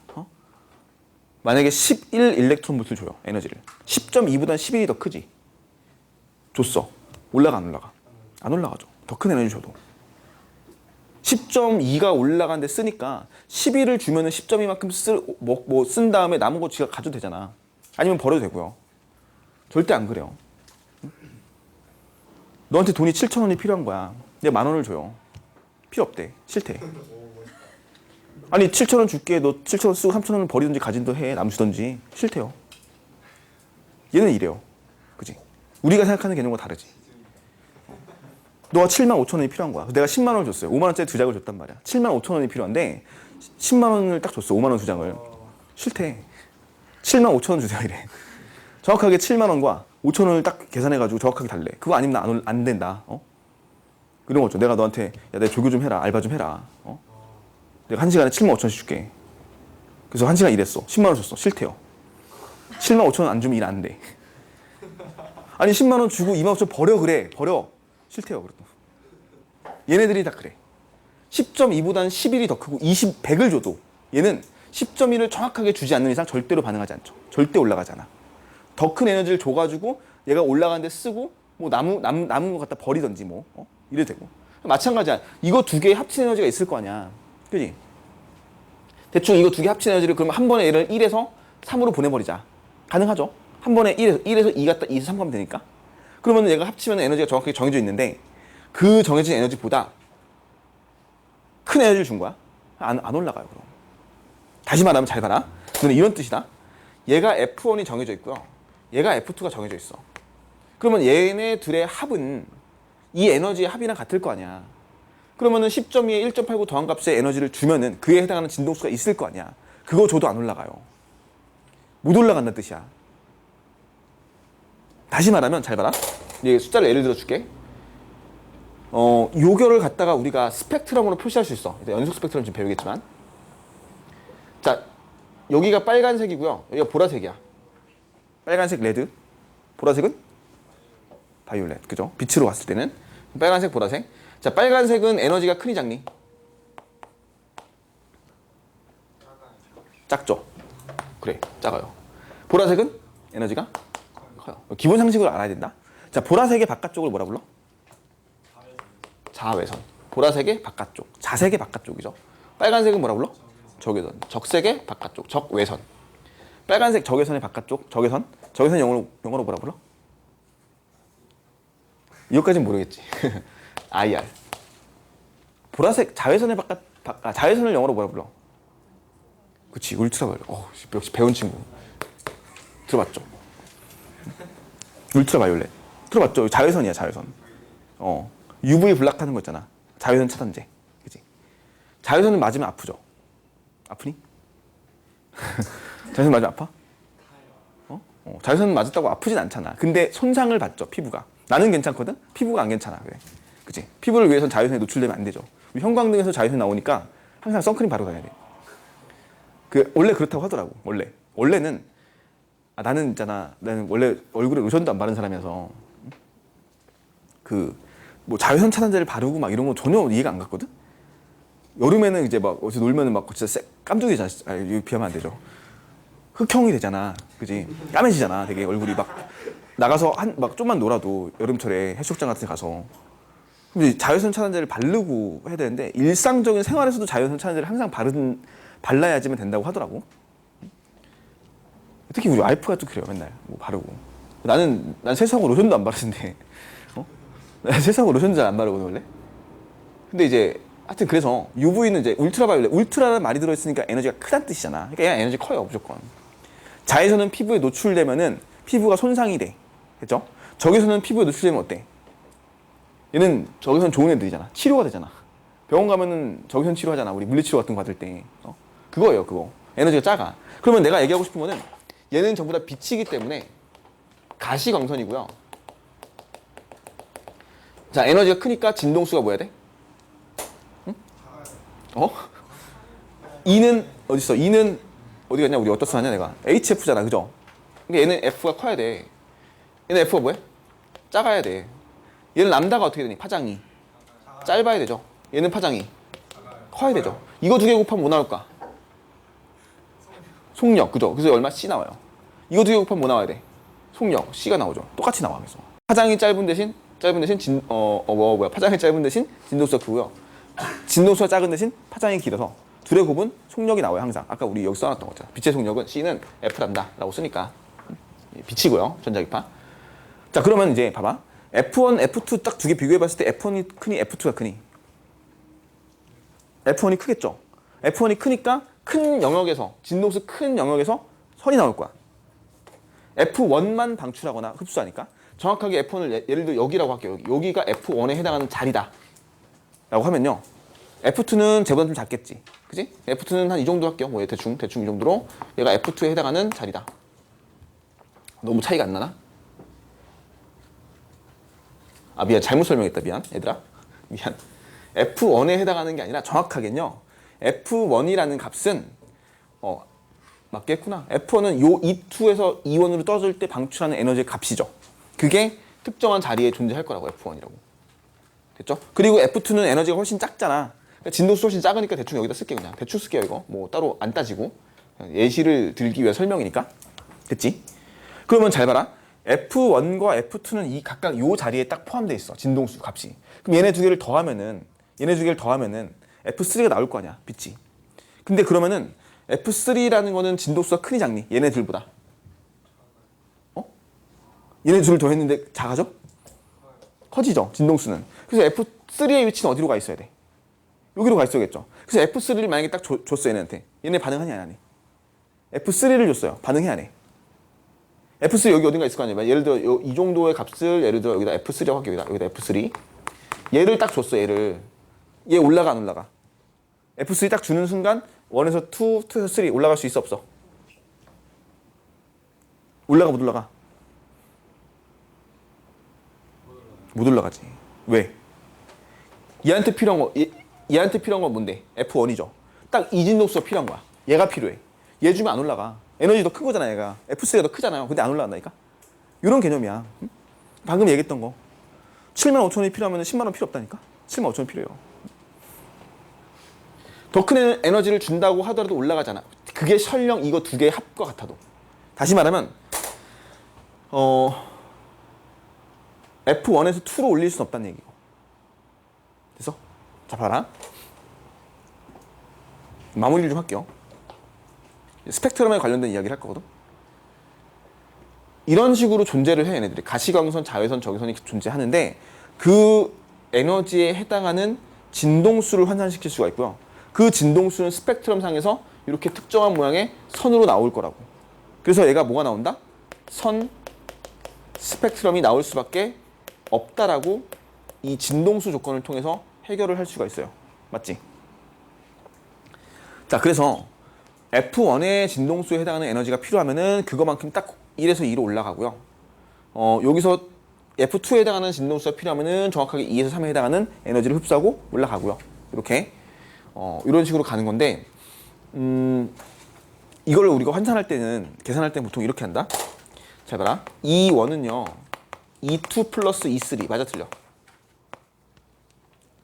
아니다. 미안. 잘못했다. E1, E2, E3가 비교가 안 되는구나. 내가 지금 설명 잘못한 게 하나 있네, 얘들아. 진동수 F3를 내가 지금 여기 진동수 F3 놓고서는 그지? 이거 F3가 아니다, 미안. F3가 아니라 F1과 F2의 합이죠. F1 플러스 F2 미안. 큰일 날 뻔했네. F1과 F2의 합이야, 진동수 합. F3가 아니라 F3는 얘가 진동수가 더 작은 값이니까 잘못 설명했네. 됐죠? 그래서 F1에 해당하는 거, F2에 해당하는 거, F3에 해당하는 게 있기 때문에 만약에 여기다 하나 더 설정할게. 자, 예를 들어서 여기다가 두 번째 궤도에서 세 번째 궤도에서 이렇게 내려오는 이 포가 하나 있다고 칩시다. 예를 들어. 그럼 이 포는요. E1 플러스 E2이다. 맞아 틀려? 맞아요. 이거 맞죠? 이건 맞죠? 에너지는 요 크기 전체 합은 요거와 요거의 합이랑 같아야겠죠? 그럼 얘를 다시 풀었으면은 HF4는요. HF1 플러스 HF2와 같다. 맞아 틀려? 맞죠? H를 다 제거해버리고 계산을 시킬 때가 있어. 그래서 문제 기억 보기 이렇게 나와. 기억. F4는 F1 플러스 F2이다. 맞는 말이죠. 이거 맞죠? 근데 이렇게도 나와. 니은. 람다 4는 람다 1 플러스 람다 2. 이거 맞아 틀려? 이건 틀렸죠. 제일 많이 물어보는 거야. 이 두 가지. 이거 어떻게 해야 맞는 거야? 얘를 이렇게 바꿔줘야겠죠? 얘는 람다 4HC. 맞죠? 는요. 람다 1HC. 요거 맞죠? 플러스 람다 2HC. 이렇게는 맞아요. 따라서 요 얘기는 틀렸어요. 왜 틀렸냐면은 이걸 정확하게 표시하려면 람다 4분의 1은 람다 1분의 1 플러스 람다 2분의 1이라고 정의하는 게 정확한 표현이죠. 파장은 역수비로 더해주는 거고 역수로 진동수는 그냥 그대로 더해주면 돼요. 에너지가 요 관계가 있기 때문에 스펙트럼에서. 됐지? 그래서요 결과적으로 이런 거야. 이런 얘기죠. 107페이지 내용은 다 정리했구나. 다 정리했고 108페이지 내용을 보시면은 이게 수소 같은 경우는 수소의 에너지는 정해져 있기 때문에 이 값을 다 정할 수가 있었다고 이렇게 정해져요. 그러면은 이제 2에서 1로 내려가도 방출, 3에서 1로 내려가도 방출, 4에서 1로 내려가도 방출 이렇게 되는 거지. 그래서 과학자들이 조사를 해봤을 때 다시 한번 여기다 쓸게요. 1, 2, 3, 4, 5 이런 식으로 굉장히 좁아지죠. 간격이 점점점. 자, n이 무한대까지 갔어요. 그러면은 에너지가 0이 되고요. 조사를 해봤더니 2에 있던 애가 1로 떨어져. 에너지 무한이 방출하죠. 3에 있던 애가 1로 떨어져. 에너지 무한이 방출. 4에서 1 방출. 5에서 1 다 방출하죠. 자, 이 주양자 수가 1인 궤도로 떨어지는 모든 애들은 다 방출 스펙트럼 에너지가 나올 것이고 방출 에너지가 나올 것이고 이때 이 에너지의 크기는 클까 작을까? 무조건 크죠. 잘 봐. 2에서 1로 내려오는데 에너지 얼마니? E2 E1의 크기는 10.2죠. 엄청 크죠. 만약에 무한대에서 출발해가지고 2로 떨어지는 에너지가 있다고 칩시다. 무한대에서 출발해서 2로 떨어졌어. 그럼 여기다 쓸게요. 2 무한대에서 마이너스 2,2니까 이거 얼마니 에너지? 3.4. 아니 2에서 1로 가는 에너지 차이가 10.2인데 무한대에서 2로 떨어지는 게 3.4야. 얘가 압도적으로 크죠. 그러니까 무조건 1로 떨어지는 애들은 에너지가 제일 큰 거야. 그죠? 2에 떨어지는 모든 에너지보다도 훨씬 더 커야 돼, 얘네들은. 따라서 이걸 바닥 상태라고 불리는 이유는 그거지. 간격이 너무 크니까. 1에서 2로 올라가기 쉬워, 어려워? 어렵다는 뜻이야. 2, 3, 4에 왔다 갔다 하는 것보다는 2에서 1 차이가 너무 압도적으로 크기 때문에 잘 못 올라가요. 1에 있던 애들이. 그래서 얘를 바닥 상태고 그래서 내가 안정하다고 계속 얘기하는 거야. 얘가 진짜 안정한 거죠.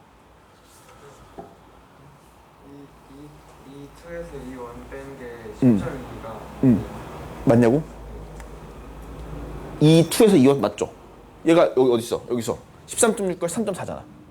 이 2의 뜻은 뭐니? 이 2는 여기서 이 2랑 달라. 지금 여기서 이거랑 다르죠. 여기서 그러니까 이게 이 2가 되고 이게 이 1이 돼서 이게 아니다. 내가 설명을 여기서 좀 헷갈리게 할 수 있겠다. 이 2는 뭐냐면은 n이 두 번째인 궤도의 에너지 값, 첫 번째 에너지 값이 이렇게 되는 거야. 이거 구분만 잘하면 돼. 그래서 여기에 첫 번째 궤도로 떨어지는 모든 애들의 에너지 합을 우리는 자외선 계열이라고 얘기해. 자외선. 조사해봤더니 에너지가 큰 자외선이 나왔어. 이쪽 나왔던 거야. 이쪽. 자외선이에요. 됐지? 자외선. 그리고 발견한 사람이 누구냐면은 라이먼이라는 사람이 발견했죠. 라이먼 계열이라고 하죠. 이것도 화학에서 나온 내용이야. 라이먼 계열. 두 번째는 2로 떨어지는 모든 애들인데 2로 떨어지는 모든 애들은 다 라이먼 계열보다는 에너지가 작았어. 얘는 이제 다 뭐가 나왔냐면 가시광선이 나왔다고 해요. 누가 발견했어? 발머라는 사람이 발견했죠. 발견은 얘가 제일 먼저 했지. 발머. 가시광선이니까. 그리고 사실상 뭐 3에서 2, 4에서 2, 5에서 2까지는 가시광선이지만 6에서 2부터는 또 자외선 나와요. 얘는. 근데 그냥 가시광선 쳐버려 그냥. 몰라도 돼요. 그러니까 발머는 가시광선이다. 근데 마지막으로 파샤니에라는 사람이 세 번째 계열을 발견했죠. 이렇게 무한대에서 오는 것까지 포함해가지고 세 번째로 떨어지는 모든 애들은 전부 다 적외선이었다. 누가 발견했냐면은 파션이 발견했다. 파션 계열이라고 한다. 이렇게. 그 위도 있어요. 4번도. 브라킷 계열이라고 있어. 브라킷이라는 사람 발견했어. 5번도 있어요. 훈트 계열. 훈트 사람 들어봤죠? 훈트. 훈트 법칙 나오잖아. 훈트라는 사람이 발견해서 5번까지 훈트 계열이라고 해. 근데 사실 일단 뭐 너네 하나 갖다 붙여 이름. 무한대까지 있잖아. 뭐 하나 갖다 아무거나 붙여요 그냥. 아니 처음에 발머 계열, 라이먼 계열, 파션 계열, 훈트 계열, 뭐 브라킷 계열까지 나왔잖아. 그다음부터 안 붙이잖아. 너네도 한 뭐 n이 한 7243에서 7240 한 2까지 떨어지는 계열을 너네 이름 붙여요 그냥. 갖다 찜한 사람이 임자야. 이제 그다음부터 안 붙여. 그치? 5번까지는 그 계열의 이름이 있는데 대충은 이제 이렇게 우리 세 가지만 배우고요. 화학에서 이거 나오지. 수능에 나오죠. 물리에서도 똑같이 나와요. 이거 외우셔야 돼요. 그래서 이거 똑같이 나와. 아 근데 그 걔네들은 그 화학에서는 그 람다 계산하잖아. 그 뭐 람다 n 해가지고 리드베리 향수 가지고 계산하는 거 있잖아. 근데 우리는 없어요 그런 거는. 요 정도만 알면 돼. 이거 그래서 자라가 발적파라고 외우잖아. 그지? 자라가 가발을 쓰고 적을 격파한다. 이러고 있어요. 외우셔야 돼요. 자라가 발적파. 필수야 필수. 이거는 화학에서도 당연히 외우는 거고 물리에서도 당연히 외우죠. 그래서 108페이지에 있는 설명이 그 내용이에요. 전자가 들뜬 상태에서 보다 안정한 상태로 전이할 때는 방출선 스펙트럼이 나타나며 이를 라이먼 계열, 발머 계열, 파션 계열 등으로 구분한다. 라이먼 계열은 자외선이고요. 발머 계열은 가시광선이고 파션 계열은 적외선 영역이다. 라고 하고요. 자 여기 좀 지울게요 이거. 지워도 되죠?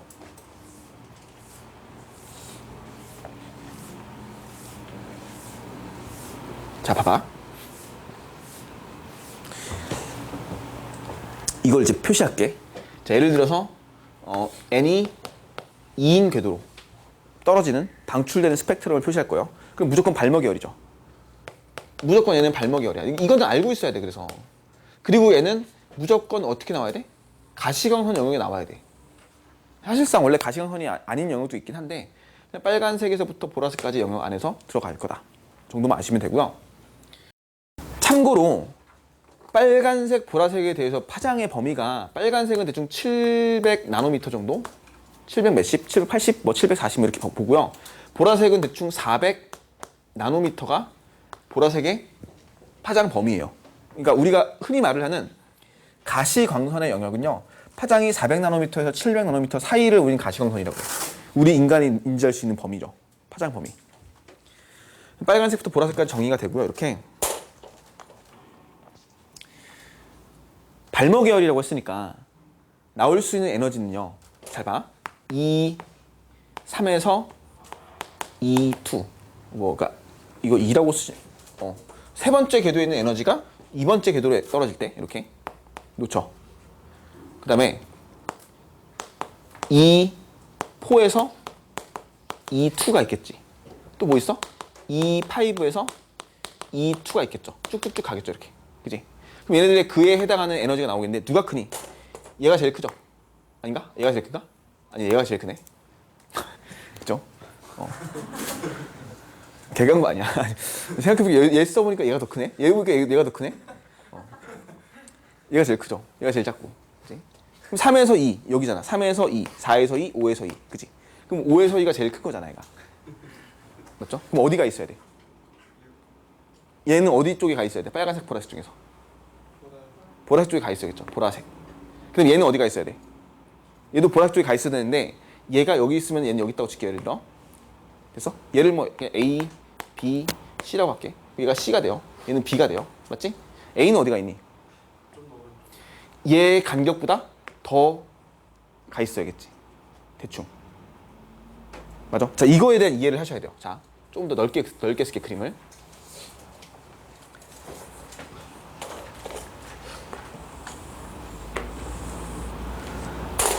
여기를 C라고 표시하고요. 여기를 B라고 표시하고 여기를 A라고 표시할게. 자, 이거의 느낌을 우리가 좀 알면 좋겠어. 무슨 말이냐면은 n이 2일 때 n이 3에서 떨어지면요. 이렇게 떨어져. 근데 n이 4가 여기가 있거든 이렇게. 그럼 이렇게 떨어져요. 그 다음에 n이 5인 경우는 여기 와 있어 이렇게. 그럼 이렇게 떨어져요. 자, 이 세 개를 비교해 보시면은 에너지 간격차, 즉 3, 그러니까 3에서 2, 4에서 2의 간격차는 요만큼이죠. 맞죠? 그리고 5에서 4까지 간격차는 요만큼이죠. 간격차가 뭐하니 점점? 좁아지죠. 간격차가. 그 말은 여기서 나와야 될 이 에너지의 크기는요. 누구의 에너지의 크기니? 여기서 흡수하거나 방출하는 에너지의 크기죠. 그 간격이 좁아진다는 얘기는 처음에는 이만큼 나오던 에너지가 나중에는 이만큼의 간격을 보이다가 얘로 갈 때는 간격이 더 뭐 해야 돼? 좁아져야 돼. 무슨 말인지 알겠어? 주차 왜 이러냐? 되게 빡쳤나 보다. 누르고 계속 있는 거 아니야 지금?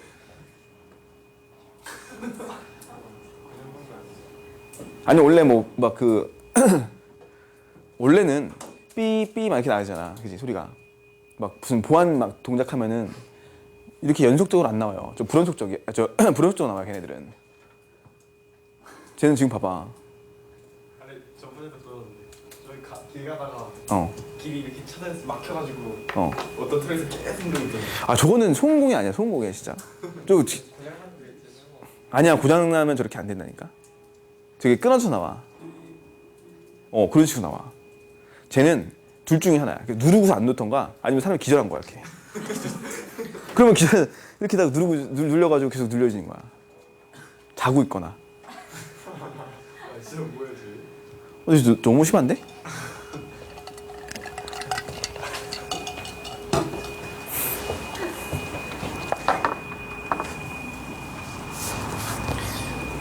아 시끄러.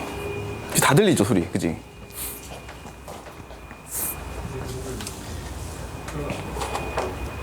아니 좀 줄어드네. 갔나? 갔다. 갔지. 갔네. 야 이거 거의 예전에 나 수업할 때 이 정도 소음공에는 옛날에 수업할 때 비둘기 나왔잖아 이 안에서. 너 얘기한 적 있니 혹시? 여기야 여기서. 여긴 아니고 저 옆 강의실에서. 요 옆에 여기 뒤에. 이 보시면 저희 옆 강의실 수업하면 알겠지만 칠판이 이쪽에 있어. 창문 쪽에 있잖아. 밑에 이렇게 이런 게 있어요. 맞지? 똑같이 있어. 창문은 이쪽, 칠판은 이쪽에 있고. 수업하는데 자꾸 비둘기 소리가 들려요. 구구구구 소리가 계속 들려. 아니 막 수업하다가 구구구 소리 들려가지고 잠깐 있다가 비둘기 어디 있는 거야 대체 해서 구구구 소리 계속 들리는 거야. 수업을 하는데 작년 여름이었어요. 작년 여름이야 여기 저기서. 저 옆 강의실인가 봐. 305호인가 그래요. 계속 구구 소리 들려가지고 막 소리를 찾아갔지 이제. 찾아가서 이게 뒤가 창문이니까 아 얘가 비둘기가 와가지고 창문가에 앉아있구나. 그래서 이렇게 막 쳐보고 막 응? 그랬구나 생각했어요. 근데 이렇게 막 계속 소리가 나니까 계속 소리가 나서 봤더니 이게 열리더라고. 이게 이렇게 슬라이딩 되는 문이어서. 내가 열어서 그런가? 열면 안 돼. 그러니까 아니 근데 이게 열리더라고 이렇게. 딱 이렇게 여기서 열어봤더니 내가 열어서 문을 살짝 봤잖아 이렇게. 근데 비둘기랑 눈이 마주쳤어요. 이 안에 있었던 거야.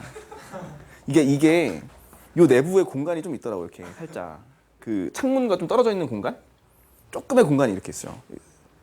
일단 열어봤는데 열어봐서 내가 보는 순간 비둘기랑 눈이 마주쳤어 이렇게. 여기 있었던 거야 이 안에. 그래서 바로 닫았지. 만약에 이게 나왔으면은 난리 났지. 걔네들이 가끔씩 걔네들이 가끔씩 그럴 때가 있잖아. 아, 겨울이었다. 근데 여름이 아니라 작년 겨울이었다. 추울 때였으니까 추워서 들어왔나 보다. 그래서 계속 봤더니 막 계속 비둘기 소리 났어요. 그래서 구구구 소리 계속 나고 바로 아니 너네는 잘 못 들을 수 있었는데 난 여기서 수업하는데 바로 들리는 거야. 그래서 생생하게 바로 여기서 비둘기 소리가 들려요. 그래서 다시 닫아놓고 수업했지. 뭐 어쩌서 잡을 수도 없고 그거는.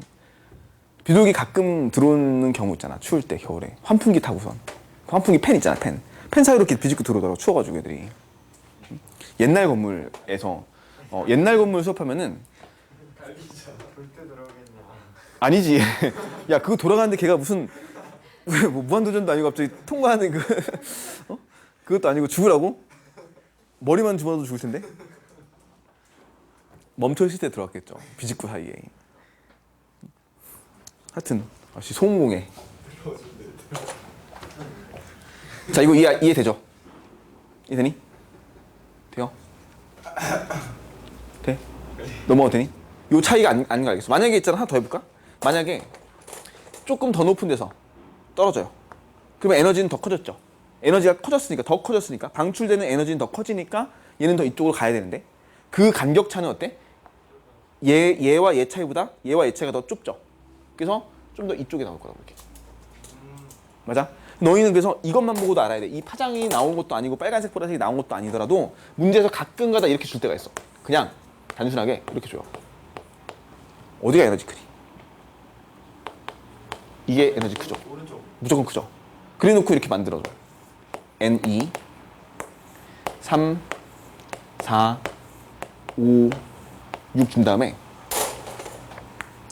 1 2 3 4를 줘요. 이렇게 4가 어디에 있어? 여기는 A 뭐 B를 준 다음에 1과 4를 매칭시킬 수 있어?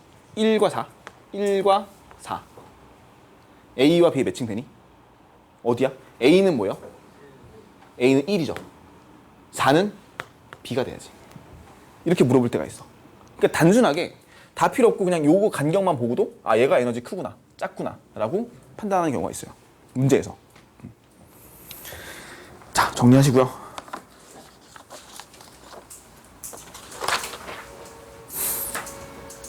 또 왔어? 아니지? 순간 갑자기 야 113페이지 볼까요? 11번 문제 113페이지의 11번 문제 풀진 않을게 너네가 풀어보는데 딱 보면 그림을 람다 1, 람다 2를 줬죠. ABC에 대응시킬 수 있겠지. 그치? 람다 1이 크니 람다 2가 크니 에너지는 람다 1이 크죠. 간격이 좁아지는 걸 보고 판단하는 거야 얘네들은.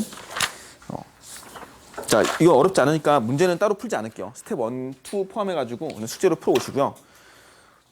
좀 쉬었다가 우리 고체 에너지 띠 준이 반도체 나갈게요. 여기는 딱 그거야.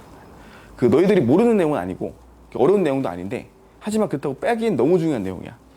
왜냐면은 가장 기본이에요. 뭐 물리나 화학도 생물, 지구과까지 포함해서 되게 중요한 이야기고 너희가 분명히 중학교 때나 고등학교 1학년 때도 분명히 많이 봤던 내용이거든. 근데도 불구하고 그럼에도 수능에도 한 문제는 무조건 출제가 돼요. 여기서는. 왜냐면은 이게 뒷부분에 3단원에 전자기파라는 파트가 따로 있어. 3단원에. 그래서 거기서도 내용이 나오고 이제 여기서도 내용이 좀 약간 일부 중복돼서 나오는 내용인데 그러니까 간단하게 정리하시면요. 요 정도만 좀 정리하세요. 뭐냐면은 프리즘 있잖아. 프리즘에다가 이제 백색광을 쪼이죠. 빛을 쬐면은 백색광이거든. 정모 씨가 얘기는 다 해가지고 백색광을 쪼이면은 얘네들의 색깔이 나눠지죠. 그래서 이 유리를 통과하는데 굴절이라는 게 되고 굴절이 되면서 빨간색이 굴절하는 정도보다 녹색이 조금 더 많이 굴절하고요. 이런 식으로. 파란색은 좀 더 많이 굴절해서 분명히 진입했을 때 똑같은 그 빛이 흰색 빛이 들어간다고 하거든. 여기 이 지점에 들어갔을 때 색깔이 나눠져요. 분산이 되는 거야. 그래서 이렇게 색깔이 빨간색부터 보라색까지, 지금 색깔은 파란색까지만 표현했는데 빨간색부터 보라색까지 빛의 그 연속적인 띠 모양의 형태를 우린 스펙트럼이라고 얘기하고요. 얘를 우리가 눈에 볼 수 있는 영역이니까 가시광선이라고 하잖아. 그지? 가시광선.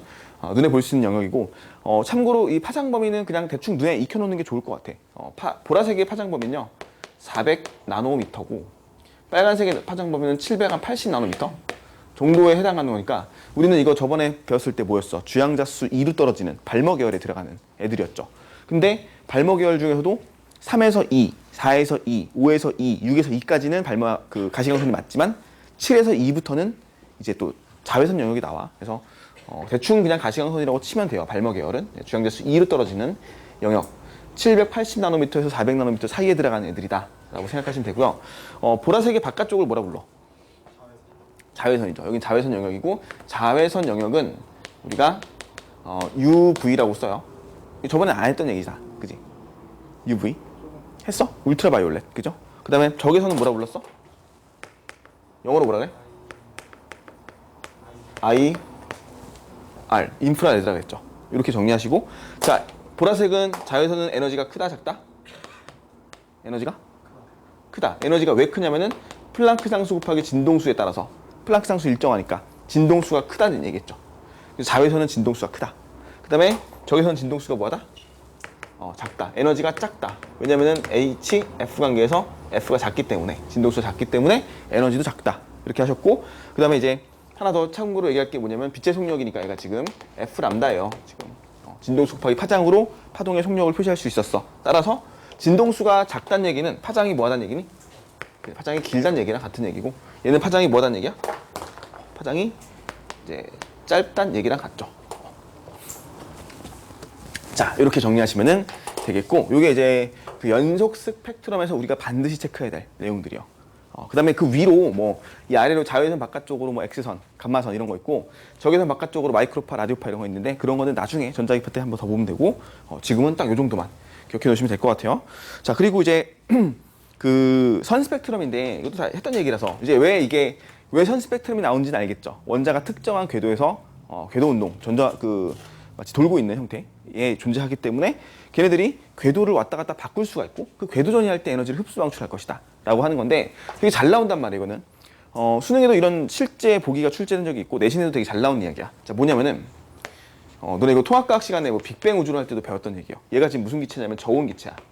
저온 기체라고 하고, 실제로 실험 상황에서는 이걸 뭐라고 얘기하냐면 저온 기체관이라고 해요. 저온 기체관. 저온 기체관이라는 애가 있어. 저온이란 말이 있거나 저온의 기체, 저온 기체관 이런 게 있고요. 여기다가 백색광을 쏴요. 백색광을 쏘면은 이런 흰색빛, 태양빛 이런 걸 쏘면은 이 저온의 기체는 에너지가 높은 상태니 낮은 상태니? 현재 에너지는 낮은 상태죠. 그지? 에너지가 낮은 상태, 즉 낮은 바닥 상태나 또는 에너지 준위가 낮은 상태에 있다고 하시면 되고요. 그러면 얘는 에너지를 흡수하겠지. 자기한테 필요한 에너지. 그러면 이제 분명히 백색광은 여기서 존재하는 스펙트럼이 연속일 거야. 연속적으로 쭉 나타나는 스펙트럼일 건데, 이 연속 스펙트럼을 쏘게 되면은 여기를 통과한 기체는요, 통과한 그 빛은요, 나오는 스펙트럼이 이 기체들이 에너지를 뭐 한다고? 흡수하겠죠. 에너지를 흡수하니까 흡수한 진동수 또는 흡수한 파장만 색깔이 안 나오겠죠. 이렇게. 그래서 우리 이렇게 그림 보시면 어디가 빨간색 어디가 보라색 쪽인지 알겠지. 색깔로 놨으면은 얘가 빨간색 쪽이고 얘가 보라색 쪽이 되겠죠. 간격차가 좁아지니까 이거 판단하는 거 좋고, 그 다음에 요 선이 검정색 선이 나오죠. 그 에너지만, 그 진동수만 가져갔기 때문에, 그쵸? 저온의 기체는. 따라서 우리가 이런 기체를 뭐라고 얘기하냐면, 이런 스펙트럼을 우리는 흡수선 스펙트럼이라고 한다. 흡수선 스펙트럼이라고 얘기합니다. 그죠? 색깔의 배경에 검정색 색깔의 배경에 검정색 선이 나오는 형태의 이 스펙트럼을 우리는 흡수선 스펙트럼. 자, 105페이지 책의 맨 아래쪽에 설명이 되어 있어요. 이 내용은 태양의 흡수선 스펙트럼. 그러니까 뭐냐면 태양에도 기체가 있단 말이야. 태양의 대기가 있죠, 대기. 그래서 태양의 대기를 통과하고 우리 지구로 도착한 스펙트럼을 조사해봤더니 이런 식의 검정색 선이 보이고, 이 검정색 선의 위치를 다른 원소들의 스펙트럼과 대봤더니 일치하는 것들이 바로 그 태양의 대기 성분이 된다는 얘기죠. 이렇게 정리하시면 되겠고, 그다음 두 번째는 자, 이 기체는요 지금 에너지를 흡수했기 때문에 고온의 기체로 바뀌죠. 고온의 기체로 바뀌고, 이 고온의 기체는요 에너지를 흡수했기 때문에 안정해, 불안정해? 불안정하죠. 높은 상태로 올라갔다고 생각하시면 돼요. 그러면 얘는 불안정하단 말이야. 그럼 불안정하면은 가만히 있다가 얘가 에너지를 방출하고 다시 원래 상태, 안정한 상태로 돌아가려고 하기 때문에 얘는 가만히 있어서 지금 현재는 얘가 에너지가 높은 상태죠. 에너지가 높은 상태야. 빛을 쬐어주지 않아도 이미 얘는 에너지가 높은 상태, 고온의 기체가 돼요. 그럼 얘는 이제 가만히 있다가 갑자기 또 전자기파, 스펙트럼을 방출해요. 스펙트럼을 방출하는데 이때 나오는 스펙트럼은 무슨 스펙트럼이 나오냐면은 방출선이 나오죠. 자, 이때는 아까와 아까의 스펙트럼과 거의 똑같은 위치에 선이 다시 나오죠. 빨간색과 보라색을 놨을 때. 근데 이제 여기서는 선이 색깔을 가지고 있다. 색깔선을 가지고 있을 것이다. 나머지 배경은 검정색이다. 이렇게 되겠죠. 방출선 스펙트럼은 이렇게 판단하시면 돼요. 얘는 이제 명칭이 방출선 스펙트럼. 이 정도만 체크하세요. 이건 뭐 방출선이다, 흡수선이다 이런 내용을 우리가 암기할 필요는 없겠지만 그래도 기본 내용이에요. 이거는 중학교 때도 봤던 그림이고, 그러니까 고등학교 1학년 때도 통합과학 때도 봤던 내용이고, 물리도 그렇고 화학도 그렇고 계속 반복해서 나오는 얘기니까 꼭 기억해 놓으시고요. 그 다음에 이제 고온의 그 기체의 경우는 실험할 때 우리가 뭐라고 얘기하냐면 얘를 기체 방전관이라고요. 방전관이라는 얘기 딱 보면 뭐야? 뭐 에너지 가해가지고